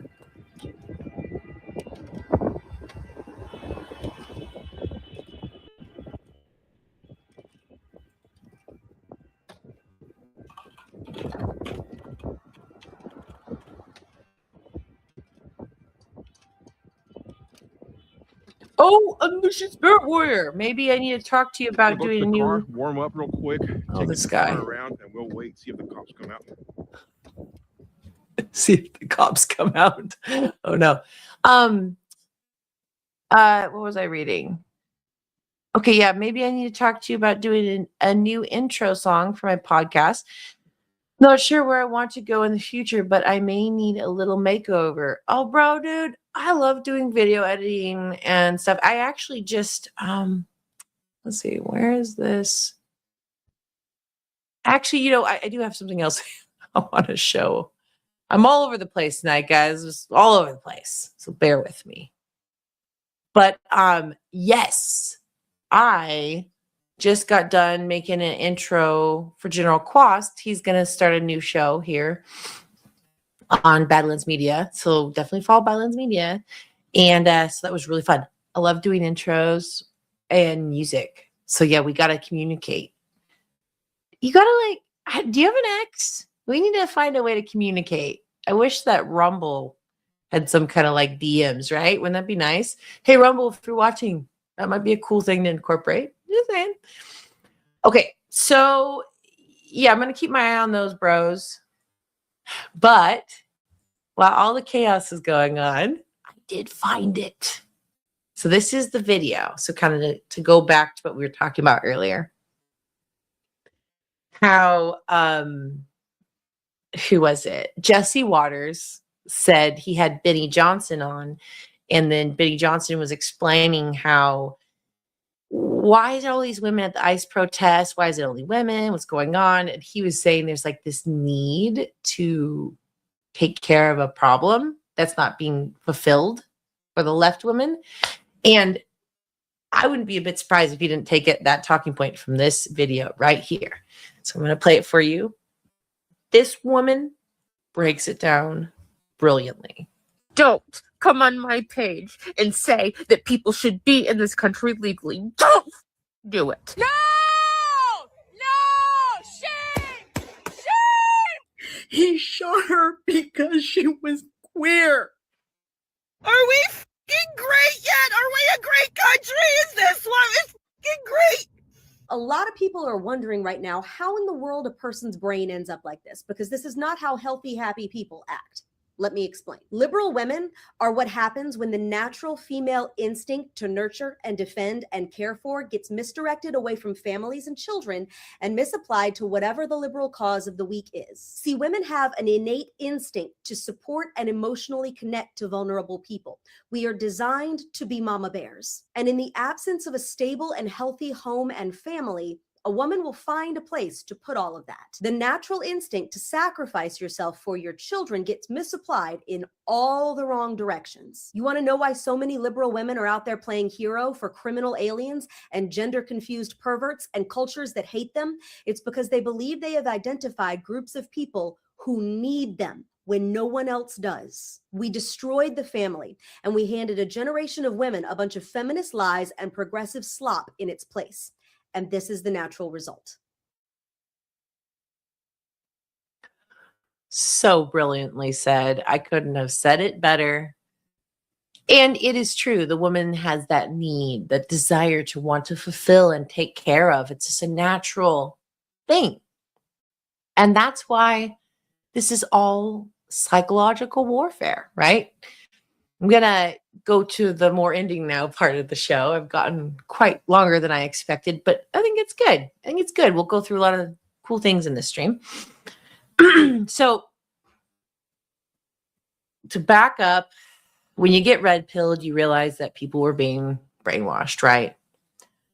And you're like, how did that happen?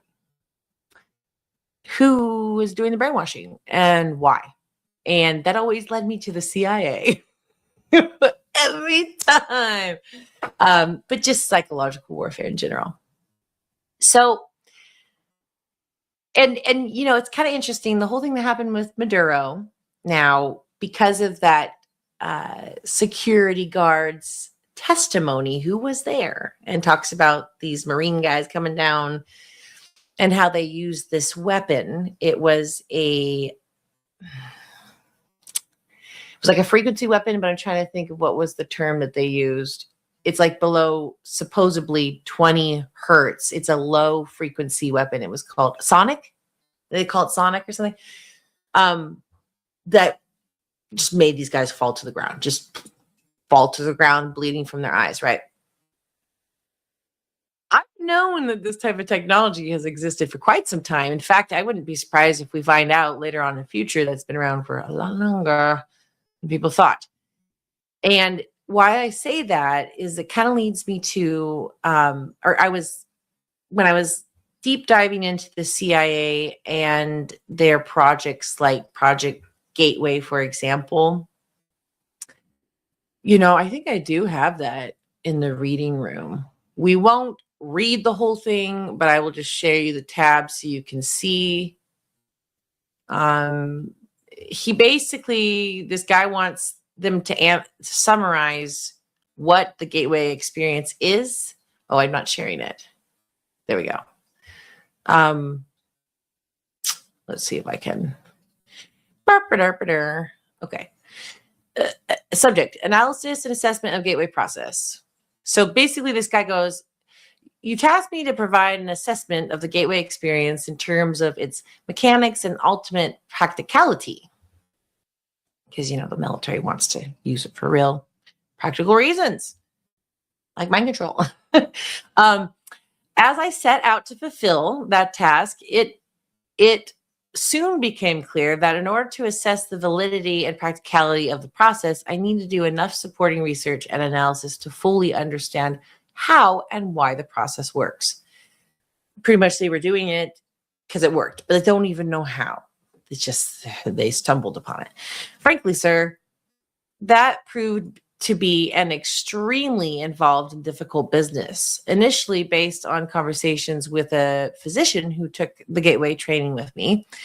I had resources to the biomedical models developed by Itzhak Bentov to obtain information concerning the physical aspects of the process.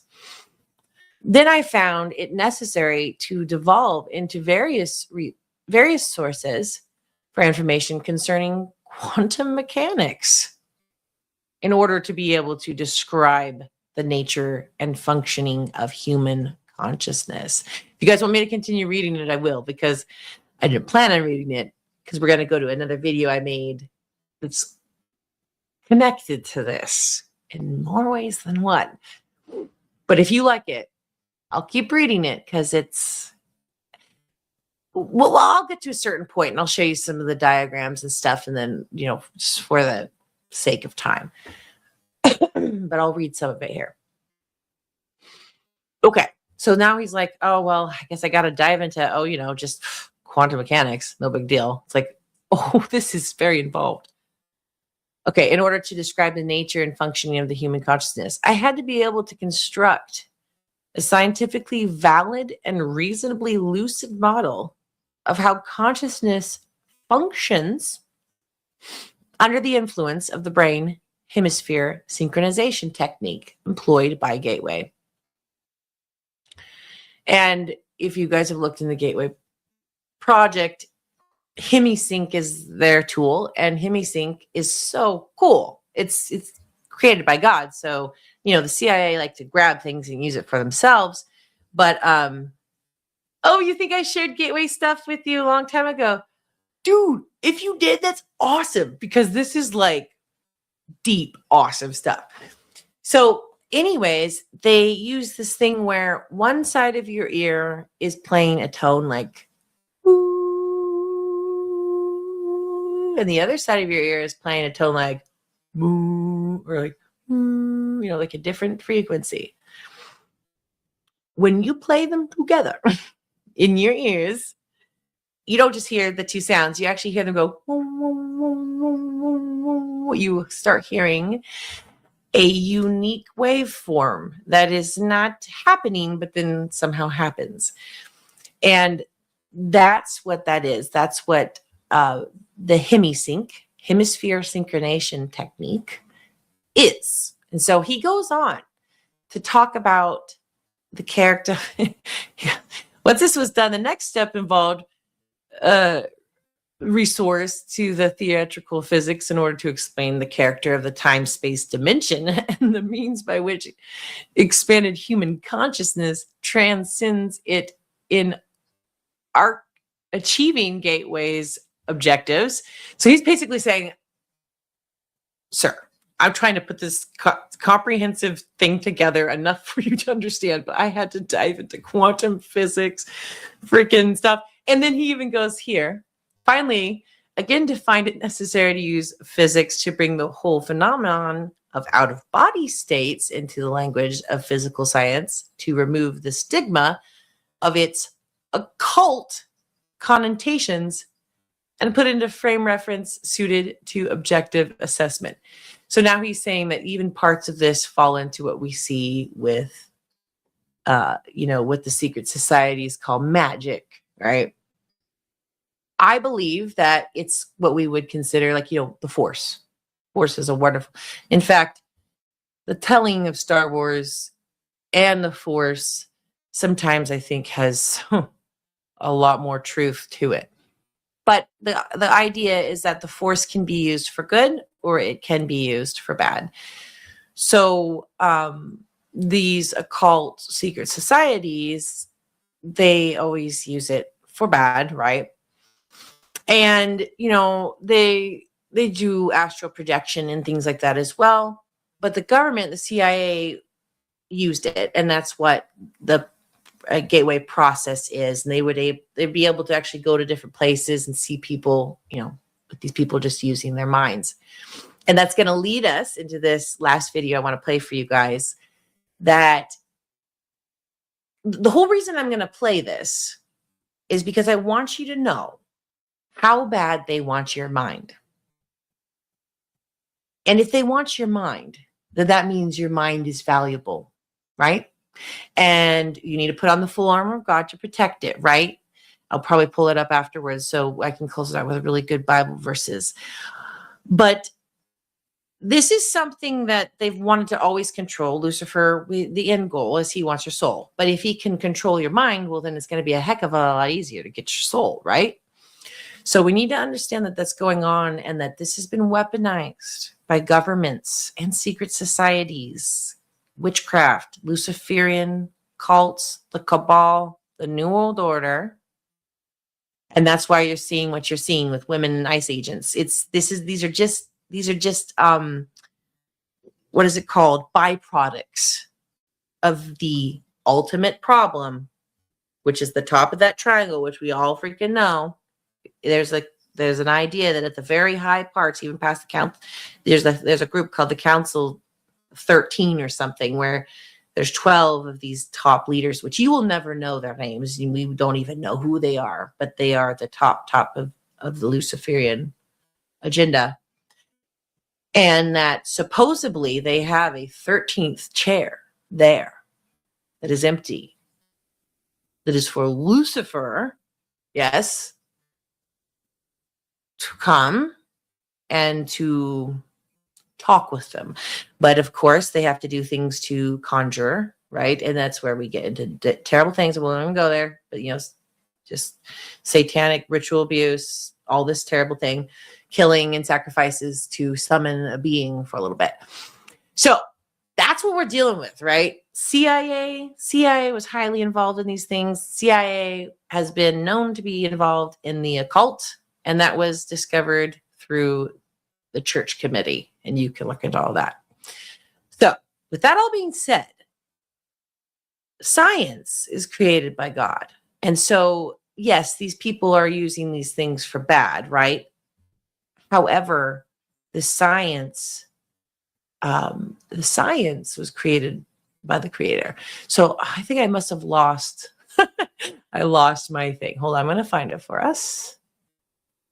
And guys, if you like the stream, please give me a thumbs up. I very much appreciate it. Okay, so this is what I want to show you. It is on my channel. But I want to play it again because I want you guys to understand. So this guy, he is a professor. He did pass away now. I think his name is Michael Persinger. He was a professor over in Canada. He worked with the CIA. He worked with this man called Ingo Swann, who worked with the CIA to find people in the Middle East, locate their situation through the mind, locate their situation. We're talking about for them doing the thing, and accurately find these bad guys and take care of them. Right. So he will actually say this in this presentation. So I took this, it's a super cut. It's way, way shorter than the original. The original was like freaking like 2-3 hours. It was huge. So I was able to compress it into like about 15 minutes. So that's good. But yeah, so the whole point of showing this though, is I want you to understand how powerful your mind is with everything that's going on right now. Patriots are in control. We're going to look back to the very beginning of the stream.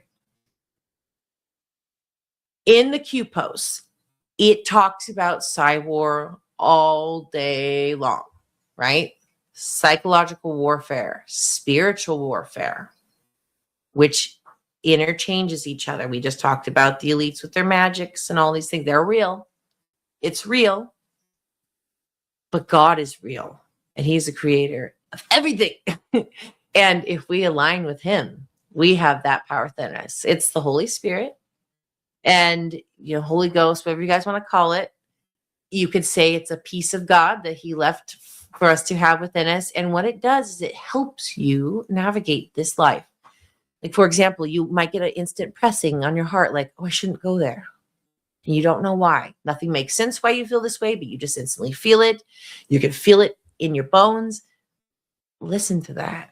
That is a communication. It is a communication. And God is real.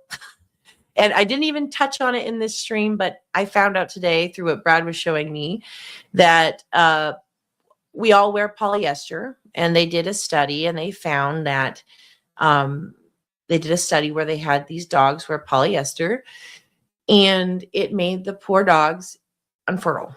It was blocking them. And they go into why, and it has to do with frequency. And we're all wearing these plastics and we wear plastics on our feet, right? So when we walk outside, we don't ground with the earth. We don't feel the earth's morphic resonance that is healing, that sings with your DNA. If you're blocking that with the word blocking, it's like, if you did electrical work, if you have, it's an insulator, like rubber, plastic is an insulator. So if we're wearing that, we're not receiving any kind of energetic communication. So that just hit me hard. So not only does it make you infertile wearing polyester, it blocks the vibrational frequency is really low. Brad showed it's like 0. The ones that vibrate with us, which is like, I think 100 hertz, don't quote me on this, but the human body, it's about 100. Cotton is right there. Linen was really high. It was very nice, very energetic. So we can play around. Wool. So these were the ones you could play around with that we need to start if we can. Like, and I'm serious because I've been trying to literally remove all these things from my closet, like gone. Because if we need to heal our bodies, we have to do it. So now we need to look for cotton, wool, and the wool could be sheep. It could be the llamas. It could be the alpacas, just wool. Silk is wonderful. It comes from the silkworms. So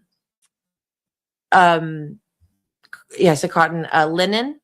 Linen is wonderful, and satin. All those are great. The other ones, their frequency is it's terrible. It's 0, I think is what Brad showed. So I don't have that in front of me, but you guys should be able to find it. Oh, hemp also. Hemp was at 100 hertz. Look at this.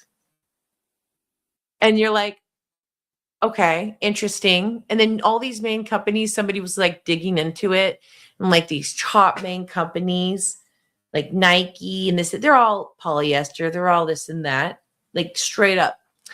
But linen, 5,000 hertz. So that's super high. And here's wool, 5,000. Excuse me. Cotton is 100.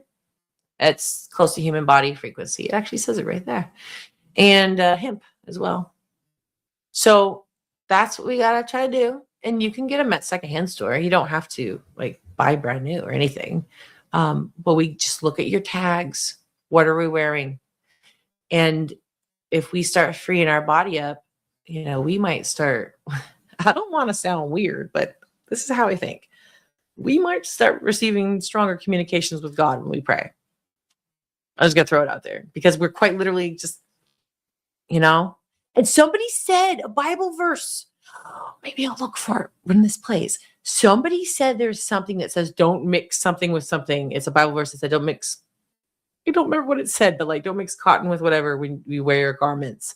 I'm gonna look for it because if that exists, that's even more like whoa.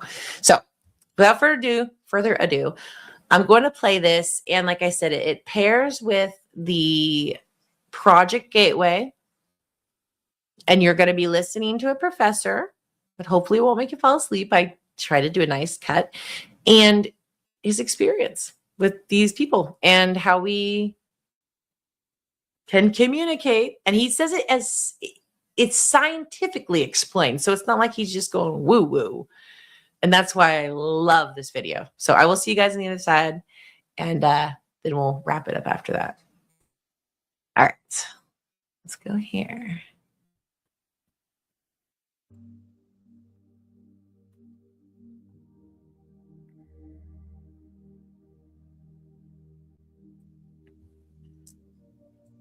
This is the human brain, as you probably have seen on many occasions, but in actual fact, that's not the real human brain. The human brain is alive, and if you measured it, this is what it would look like. Those flashing patterns you see there are the actual activity of a real brain. We've taken an EEG, quantified it, and we can actually see the activity taking place over the left and right hemispheres. The yellow and the red that you see is effectively what's going on as a person is sitting quietly. There's microstates going on here, being recreated every 20 milliseconds, 50 times a second. There are about 4 basic microstatic patterns, which are the building blocks to consciousness. So the question is, suppose you have had access to information within every other person's brain, and they had access to yours. What would happen? Has it happened? Can it happen? And what would it mean for the future of human societies? No more secrets. Tonight, that's exactly what we're talking about. Are we all connected? And the answer is yes. We are all immersed in the Earth's magnetic field. The human species is about 7 billion conductive brains, all sharing this field. Think of 7 billion wires, all immersed in the Earth's magnetic field. This field contains enough energy to store the experience of every human being who has ever lived. All the information of every human brain that's ever lived has the potential to be stored in the Earth's magnetic field with lots of energy left over. There's the Earth's magnetic field, as you've seen it on many occasions. In fact, the strength of the magnetic field induced in every brain, right now you're being induced, put it this way, you're immersed in the Earth's magnetic field as penetrating through your brain, through your body. And in fact, the strength of the magnetic field induced in every brain by the Earth's magnetic field, when all brains are considered, is almost identical. But it might not be penetrating through your body if you're wearing a bunch of things that block it, right? Just had to throw that in there. The strength that each brain generates. Your brain generates in the order of about a picotesla, which is about a trillionth of a Tesla, much weaker than the Earth's magnetic field. But that's the operational intensity. But what does it mean? It means simply this. Such convergence produces the conditions that allow global resonance and the possibility of a human hologram. That is 7 billion brains, basically immersed in the Earth's magnetic field, all with similar intensities. Calculations suggest that the time required for an event in one human brain to diffuse into all other human brains on this planet would be about 10 minutes. And it would recur primarily during dreams or during altered states. In other words, you can actually calculate it. 7 billion brains is an easy calculation. One brain, something you're thinking about right now, how long would it take if we're all connected to diffuse to every other human brain on this planet? About 10 minutes, and optimally during dreaming, when the right hemisphere is dominant. So here's how it would look in terms of an animation.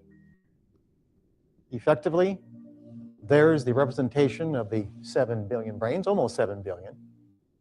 And ultimately, this connection would take place over time in roughly about 10 to 15 minutes, particularly if you were dreaming, because there's something very different about the right side of the brain, the right hemisphere.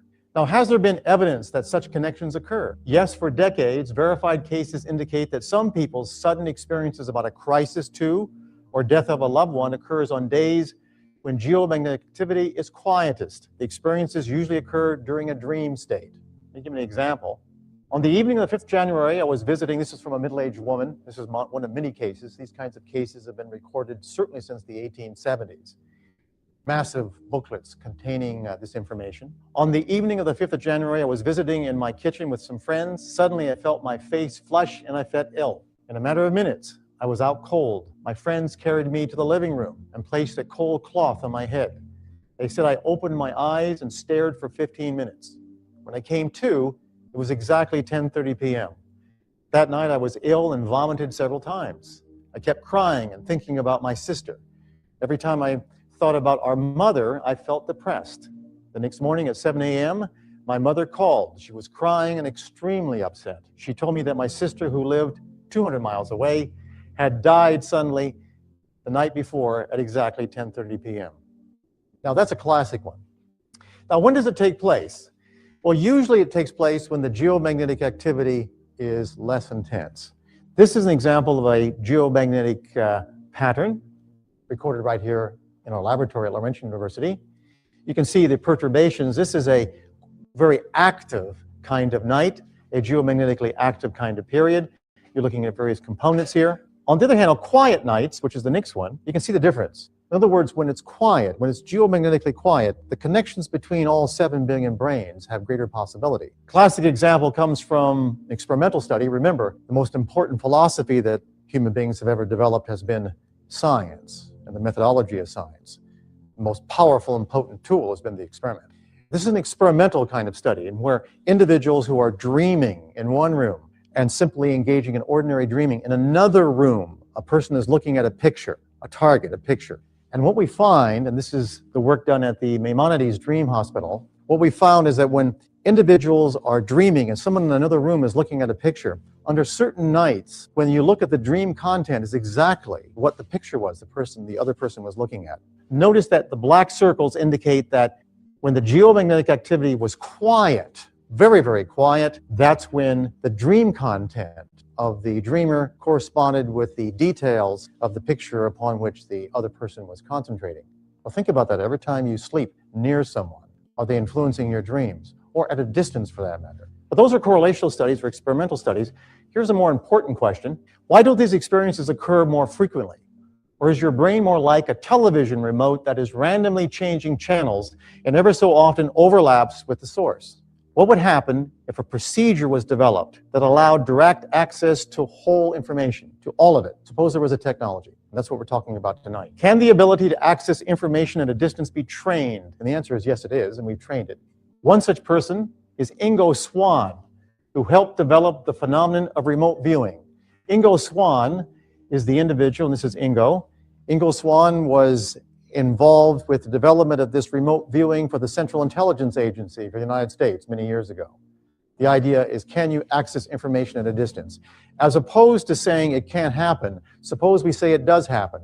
You realize, let me ask you this. If I told you 200 years ago that I had a device I could put to your ear and you could hear what was going on the other side of the Atlantic, you would say that's crazy. But now we call it a telephone, right? If I told you 400 years ago that I had a device which allowed me to measure and represent your friend, and I could play it back long after he was dead, and you could see that person, you would think it was magic. That's called filming. Suppose there is a technology that allows us to have access to every bit of information that's available in the geomagnetic field from all of your brains. That's what he did. He learned to identify experiences that originated primarily in his right hemisphere as pure images and experiences. Here are some examples while he was sitting in a closed chamber in our laboratory here at Laurentian University and asked to draw what experimenters were seeing based upon random selection of targets. So here's what we did. We had experimenters walk by a hallway, and we would randomly give them an area somewhere within 15 minutes of Laurentian University. They had 15 minutes to get there. They would simply look at the target. These were randomly selected targets. Let me give you just a few. This is where you begin drawing. Curved building, tall vegetation, angular, natural, breeze, cool, convex, motion of some kind, a sense of vista, a smokestack in a distance, arena, trees, sense of a conveyor, smells slightly bitter. Now, what I've done here, I've simply typed out what he's written down. He was an artist. He was a postmortem artist as a part of his training. Car, more than one. Slight slope. Grotto. Mine. Entrance to. Round and large. Distant stack. Road. Now, don't forget, he's sitting in a chamber now, and we're measuring his EEG. And we've enhanced its capacity with the technology I'm going to show you in just a few minutes. All right. 2 major cuts near a closure. Depression, circular. Something goes in. Motion or movement.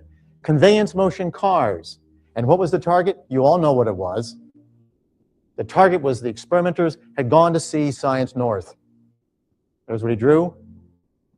That's what it looks like. He had no idea what was going on. These were randomly selected targets. I'm showing the ones that are most conspicuous. There are many others. Here's a bird's eye view. This is all published in scientific journals, incidentally, and you can access them by simply Googling it on the web. Now, I want you to think about something, and that's the following. Just remember Alexander Graham Bell, the first time he generated a signal across the room. It was scratchy. He could barely hear it. But the point is, from that beginning of just a bit of information, now we have one of the most sophisticated technologies in the history of Western civilization. We have the telephone communication system. You've got to start somewhere, and then you perfect the technology. Okay, that's Ingo Swann. Was he always successful? Well, most of the time. However, the degree of accuracy was related to amount of 7 Hertz activity over his right hemisphere. Again, the right hemisphere, the one involved with your dreaming. This is the same frequency that the entire Earth generates. His accuracy was less when there were geomagnetic storms and the Earth's magnetic field was disturbed. So if the magnetic field was disturbed, he lost the ability. When you lost the connection, you lost the ability. For example, there's an actual EEG. Back in the days, we only had 3 channels. Okay, notice the red arrows. Those are 7 Hertz. This is a unique pattern. You don't find it very often. And the number of these patterns were directly related to how accurate he was. So in other words, the more he showed that activity over the occipital right hemisphere, the more accurate he was in terms of the information at a distance. There's the ionosphere, and of course, generating between the Earth's surface and the ionosphere is a 7 Hertz pattern. And the more you get closer to that pattern, the more you seem to have access to everything around the Earth. For example, that 7 Hertz pattern not only has the same frequency as generated from the intrinsic aspect of your brain. Your brain has a natural frequency. Guess what it is? 7 Hertz. Based upon the fact that consciousness is recreated every 20 milliseconds. It's moving at about 4.5 meters per second. Just do a simple calculation of the circumference of your brain. It's about 7 Hertz. And the intensities of both the magnetic and the electrical components for both this and your brain are identical, capable of resonance. Here we have an example, of course, from the sun to the Earth. There's the Earth's magnetic field. And of course, when there's a magnetic storm, you can see that you get marked perturbation and the connections are lost. Now, we're not the only species like this. For example, fish very often communicate with electrical signals, magnetic signals they generate. Thunderstorms will interfere with that connection, like having massive noise, and their behaviors are distorted. So we're not the only species. Now, here are some examples of ordinary people drawing pictures of what they experience about a target when they are exposed to geomagnetic-like fields. In other words, is it just one kind of person, or just some people? And the answer is anybody can do it if you expose them to the field. Here is the target picture hidden in another room. This was a target picture, very much like the Ingo Swann procedure. And here's what a university student exposed to the appropriate magnetic field drew. Look at the connections. Remember, this is a situation very much like early Bell, because it's very, very scratchy at this point, but look at the essentials. Go ahead and connect them. We can see, for example, the emphasis on the shape, the eye. Remember, this is hidden in an envelope. The actual mechanical kind of individual, you can see from the outline yellow. The most intense phenomena were these: when another person in another room is looking at a target, and the same time as the second person is sharing the same magnetic field, the accuracy becomes greater. So in other words, if you have one person here, you generate a condition that produces the same kind of magnetic field that influences the brain at the consciousness recreation pattern. What you'll find, if whatever that person's looking at, the other person can actually draw accurately. Can the average person access distant information? At Laurentian University, we developed a technology by producing a device whereby the same complex magnetic fields are shared by 2 people separated at a distance. When that happens, the two brains become one. So here we have the actual technology. You can see one chamber. That's what we call the octopus. It's basically 8 solenoids that produce a accelerating configuration, a second derivative magnetic field. There's what it looks like. There's the person in one room. All right, with the octopus, there's a person in the other. Here's some examples. The actual target picture that one person is looking at is on the right hand. You've seen that as the bridge down here in Sudbury. What they're drawn, what the other person's drawing, sitting in a separate room, and you can see the actual drawing, and you can actually see the letters or the words up there, and we've amplified them for you. Motion, bright long, vertical lines, wormhole, crowd, flower, explosion, passing stuff moving through. The essential aspects of that hidden target have been extracted and now are being shared by the two different people who share the same magnetic field. Their brains, both those brains are now effectively one. But the effect extends experience. If both people separated by distance share the same configuration of magnetic field, a light flash, just a light flash, to one person affects the brain activity of the other sitting in the dark in another room. So what we found is that we can connect it to actual light. The photon emission energy from the brain while a person is sitting in the dark is about 10,000 times less than the stars on a cloudy night, but we can measure it with photomultiplier tubes. However, it's 100 times more intense than the energy from the cosmic rays that pervade the universe. Now, I know you're thinking that this is really, really weak, but let me do an experiment real quick, okay? Effectively, you're listening to me right now, and the sounds you're hearing are in the order of about a millipascal in terms of pressure. That's what you're listening, about 40 to 50 decibels, a millipascal. And presumably you're listening to me. Right now, above you, there's over 100 kilopascals of pressure. 1 billion times more pressure on your body right now than the pressure associated with me talking with you and you listening. Can you hear the atmosphere? It's 1 billion times more. Of course you can't. It's not the intensity. It's the pattern. The pattern is the critical thing. So never underestimate the importance of the pattern. It's not the intensity. And furthermore, if we take something like this, like one of these nice loaves of cinnamon, and I drop it, just like that. I dropped it this way. That's about a microjoule of energy. Now, for you to see a light in the dark, that only takes about 10 to the minus 17th joules. That's a decimal point followed by 16 zeros and a 1, which means this is a microjoule, which means that energy from dropping that right now would be enough to light up every eye of every human being on this planet. The critical thing is the energy and the pattern that detects it. Never think bigness is important. So, here's what happens. If, for example, we have one person in one room having a flashing light, another person in another room completely in the dark, and they only share the magnetic field, a special kind of configurational magnetic field that produces a synthetic consciousness, making both brains the same. When there is no flash in the other room, this person has theirs on the left, that's what's coming off the side of their head. If the person in the other room is seeing a flashing light, an ordinary, dull, flashing light, the person sitting in the dark, their brain also generates light because they're connected, even at a distance. Is there evidence of information transfer? We are now measuring photon emission from the human brain. That's how we think it's working. And you can see, if we take you, for example, and we ask you to sit down inside of a quiet room, and on the left hemisphere, the left side of the brain, right hemisphere, right side of the brain, notice that when the person is simply relaxing and just thinking about casual thoughts, for example, like something easy and refreshing, like how many hours I'm going to study tonight. On the other hand, if on the focus, you say, okay, now I want you to think of white light. Just think of white light. That's all you have to do. Notice the left hemisphere doesn't do anything. The right hemisphere, if you're relaxing, doesn't differ. The vertical axis is the amount of energy, and I can tell you what it is about 10 to the minus 11 watts per meter squared. You can't see it. You need a machine, a photomultiplier tube to see it.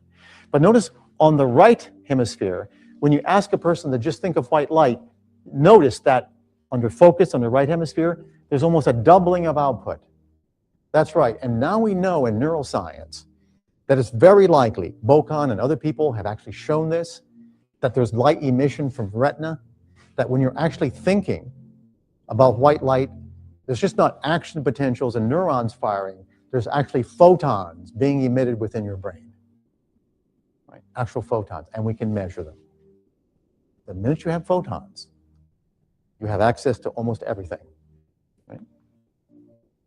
Now, when there are photons involved, the phenomenon of entanglement becomes real. This means that what happens to one person is reflected in another, regardless of space or time. Here's a animation of what we're talking about. That's entanglement. In other words, entanglement means that effectively, the minute you have two people connected, photons here and photons here, we really don't know right now when that photon is flashing in the other room. Is it the same photon that shows up in the other person's brain instantaneously? Or they're simply entanglement. But if you have entanglement, you understand what that means. That means you have information at a distance. You change something here, you change something here instantaneous. Already physicists are doing this. They call it teleportation because they're a bit more dramatic. All right. But in actual fact, they've already done it up to over 100 kilometers. Change the polarity on one, the other one changes instantaneously. That's the first stage to having information from everywhere. Now, if one has the technology and access the appropriate patterns shared by other brains, information can be accessed.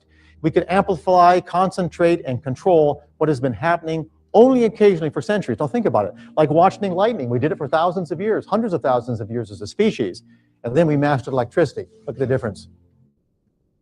We watched birds fly, wondering what it would be like. We never did have wings, we never developed them, but now we can fly, we call it an airplane. If you can imagine it, it can be done. And that's why, because the brain is matter.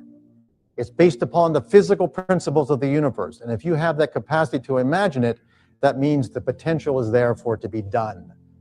Because our brains are reflective of the essential aspects of the matter of this universe. Now, Sean Harabanz, a classic example of extraction of information. This is the man who knows your memory. There's Dr. Webster actually extracting some blood and actually injecting some radioactive material into Mr. Harabanz. We were the first to demonstrate that when he's engaging in reading another person's memory, it's not all hocus pocus. What really happens, a part of his brain that's been different from the time he was born shows an increase in activity as measured by single photon emission computerized tomography. Very specific to the right parietal lobe. Here's Sean Harabanz, again, an animation. He's looking at a picture. All he has to do is look at a picture of the person about whom he's talking, and he begins to talk about the person's past, often embarrassing things that only they know. How can that be done unless you have access to memory? Right? Is that written anywhere? We made an extraordinary discovery about Harabanz's brain. The energy associated when we measured, don't forget, the experiment, most powerful tool we've got. You can speculate until you get extraordinarily enthusiastic to the point of inebriation, but unless you've got the experiment, you don't know. So we've actually did experiments. We brought him up here. We measured him repeatedly. Okay. We made an extraordinary discovery about Harabanz's brain, the energy associated with the small decrease in the Earth's magnetic field around his right hemisphere. We were flabbergasted when we put our magnetometers around his head. His brain actually distorts the local magnetic field. Small amounts, but measurable and reliable. Okay? It was equal to the energy of the light emission from his brain. You think that light emission was interesting. You should have seen the photomultiplier tubes when we put it around his head. The needles are visibly showing increases in activity. And the more the photons increased, the more the magnetic field dropped.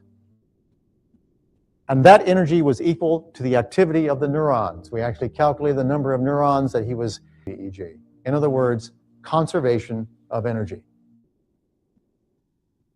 The longer Mr. Harabanz was close to the subject, the more the subject's brain began to show the patterns of Harabanz's brain. Let me give you an example. Harabanz and the subject. This is our EEG. Okay, single channel. Obviously, we do 1020. Okay. But notice that as he sits there, they become more and more synchronous. At that point, when they become synchronous, he actually begins to extract information and begins to tell information to the other person, the person sitting there, information that is only they know about. Now, if you haven't heard of Harabanz, well, let me put it this. There used to be an ex-leader of Iraq who hid in a hole.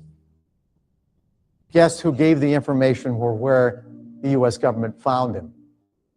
It was Sean Harabanz. The point is, if you have access to information, you can get it from anywhere. But we have to know what the mechanism is. Well, right now you say, that's unbelievable, Doc. That's so far-fetched. Well, let me ask you this. If you now have a radio system that's really, really good, you can pick up a channel from anywhere in the world. 500 years ago, if I'd have told you that, you'd have said that was crazy. During the connection, there was enhanced brain power at 7 hertz over his right hemisphere. You can see the red arrow. That refers to specifically the 7 hertz band coming off his brain. Remember the 7 hertz, intrinsic pattern to the Earth itself, the same pattern that Swan had, and seems to be something fundamental. Now, the 7 hertz is tied to something called the hippocampus, the gateway to memory. And if you access that, you access all the information that's being consolidated in your experience. Remember, your memories are nothing more than synaptic patterns. That's all they really are. And the gateway to that is the hippocampus. Is there another homogeneous field to which all of us are exposed? There are the communication systems of the web, internet, and the massive electromagnetic matrix that it creates. I'm just giving you one. There's others, you know. Let's take a good look at it. That's sort of a diagram of it. You can see that effectively right now communication systems are so pervasive that we all are immersed in this background that we call communication systems. You know, interesting thing, at one time we used to have radar sent out and reflected back in order to see things at a distance. Now the electromagnetic density of all the communication systems are so great, they generate a shadow. We don't even have to generate radar emission anymore. We're living within the shadow, quite literally, of a massive electromagnetic field generated by communication systems, which means we're immersed, all of us, in a homogeneous secondary field called the communication system, called the modern technology. And much of it is pulsed, very much within the range of the brain, the human brain. So I ask you this question. What would it mean if you and everyone else had access to the information of every other brain on this planet? You should think about that for a second. In fact, I'll repeat it. What would happen, or what would it mean if you and everyone else had access to the information of every other brain on this planet? So there's 7 billion of us roughly. What would happen? First of all, knowledge is the ultimate power. And as you know, revolutions occur when about 50%, and this is historical, when about 50% of the population becomes educated, that's when you have revolutions historically, when they become literate. That's why people are often, and dictators are often against literacy or access to free information. But what would happen? Knowledge is the ultimate power. First of all, the control of populations is based upon a few having discretionary information over the many. Call them governments sometimes, or administrations. Economic advantage derives from proprietary information. If everybody had equal access and knew what the other person was thinking, you think there'd be rich people? You think there'd be poor people? And finally, the success of governments depends upon sequestered facts. Do you really think governments could have their power that they have right now if you knew everything they were doing? Of course not. We have seen the impact of leaking information through the web, haven't we? It's enough to make some people want to take the person who leaked it and bring them back and basically prosecute them for treason or some other kind of confabulated reason. What would happen if you had access to all information from every other human brain through a new technology that is now being developed? And the answer is no more secrets. Thank you.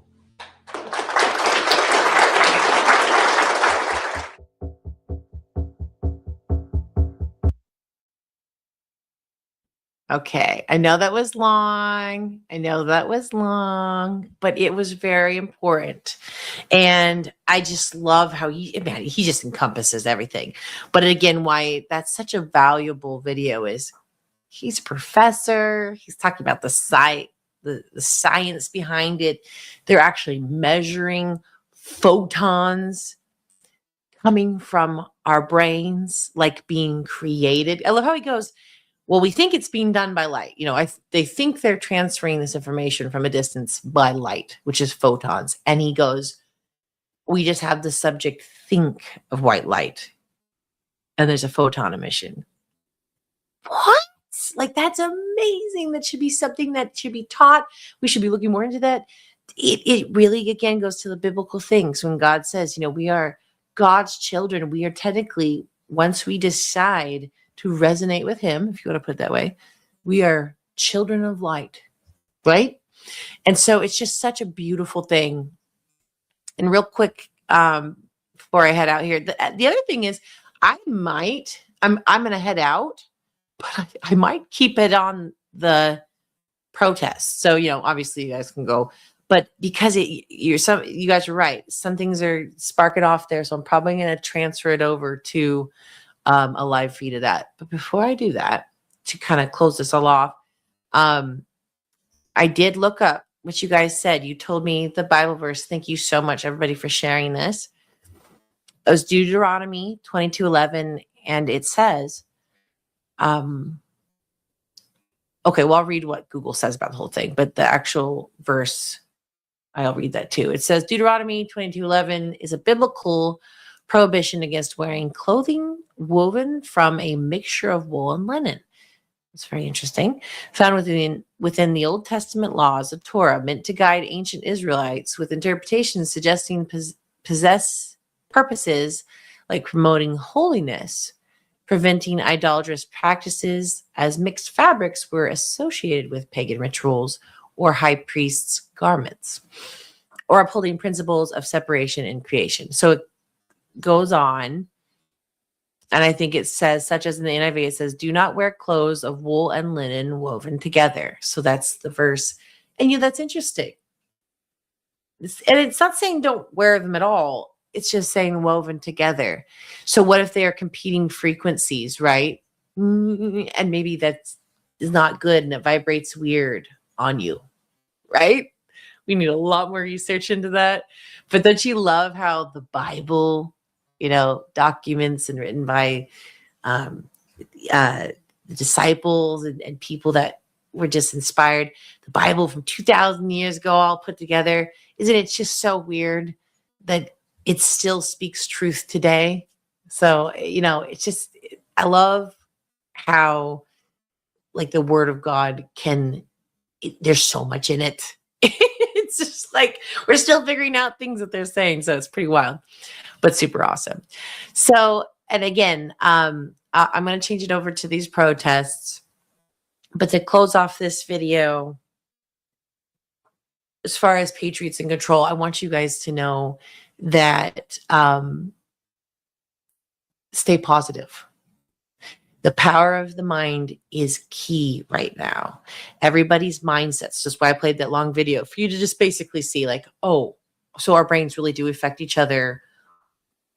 If I am in a state of a positive state, positive frequency, it emits out there. It's shared across the earth. What do you say, in 10 minutes? It has the ability to spread. I don't know the science of it, but I do know that our minds and our thoughts and our intentions just affect the world around us.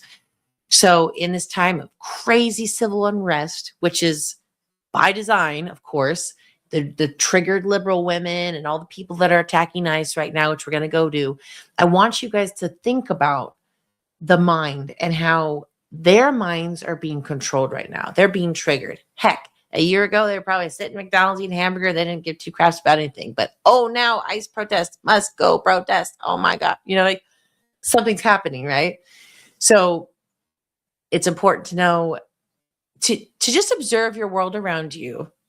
And it's kind of like, it's not like, oh, I'm better than you. Okay. But you are a little bit more on the inside scoop of things. You are aware of propaganda. You are aware that these things have been used to create public consent so that the public is okay with something completely terrible.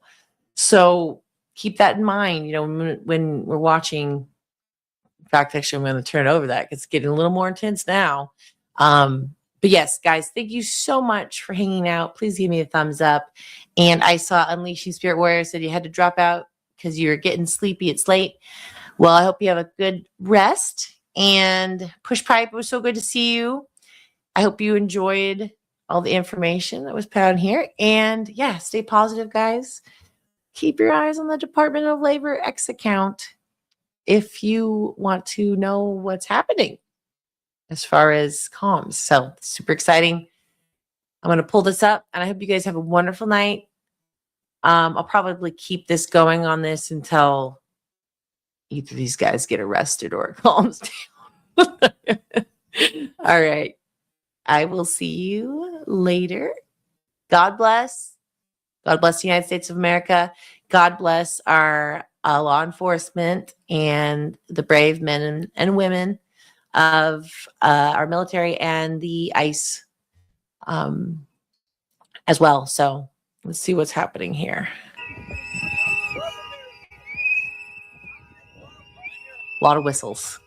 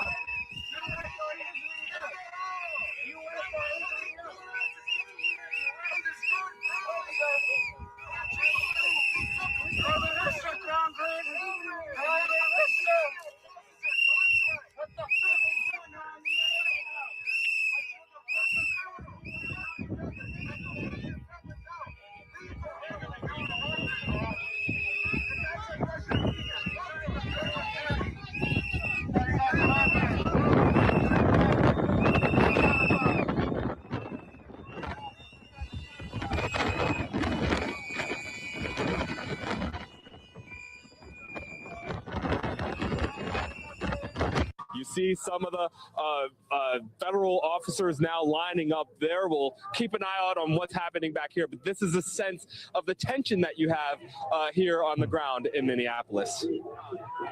And Shaq, Minnesota is home to a huge Somali community. We are now seeing the administration telling Somalis with protected status that they've got to leave the country by March 17th. What's going on there? Yeah, I spoke to a state senator today who says she feels targeted by the Trump administration, saying that this is them targeting the Somali community. Essentially, that temporary protected status program, as federal government program, essentially provides some legal assistance to people. And Gotti, I'll let you take a look at some of the immigration officers moving this way. I'm going to move off to the side. But to explain, it provides status to...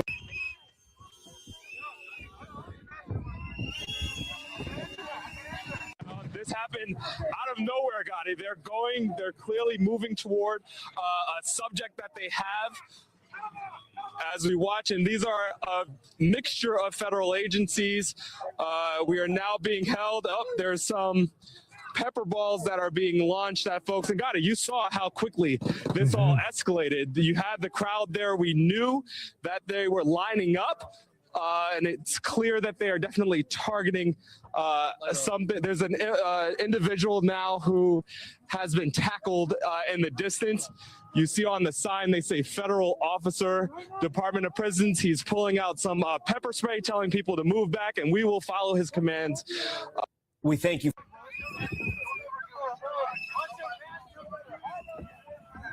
Be careful in numbers.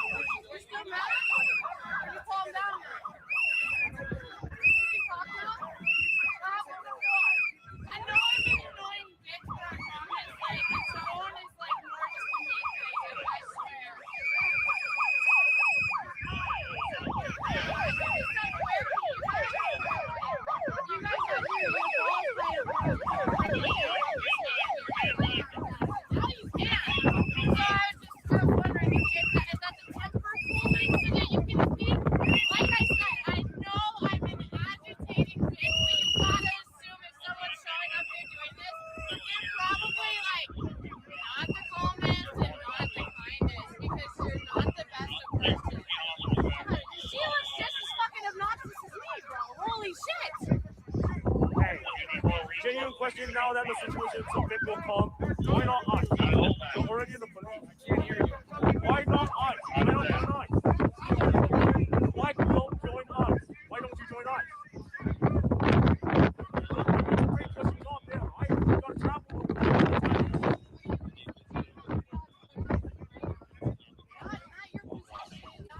No, Nolan, think about the sign-up bonus. You can be an ice officer now. I'm not insulting you. Nolan, I'm just Americans, right? You're proud of that. I don't believe that's the fucking second unless you're Louisa.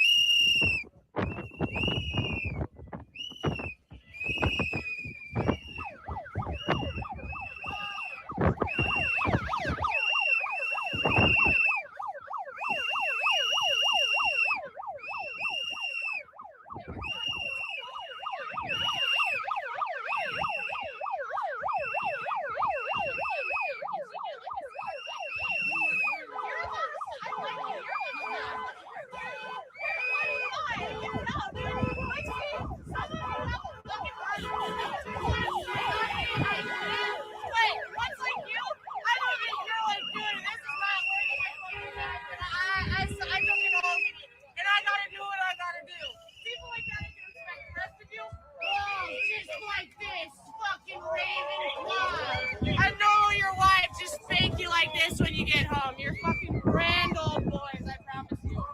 Oh my god. Yeah, they're gonna talk shit about me in the break room earlier. Remember that one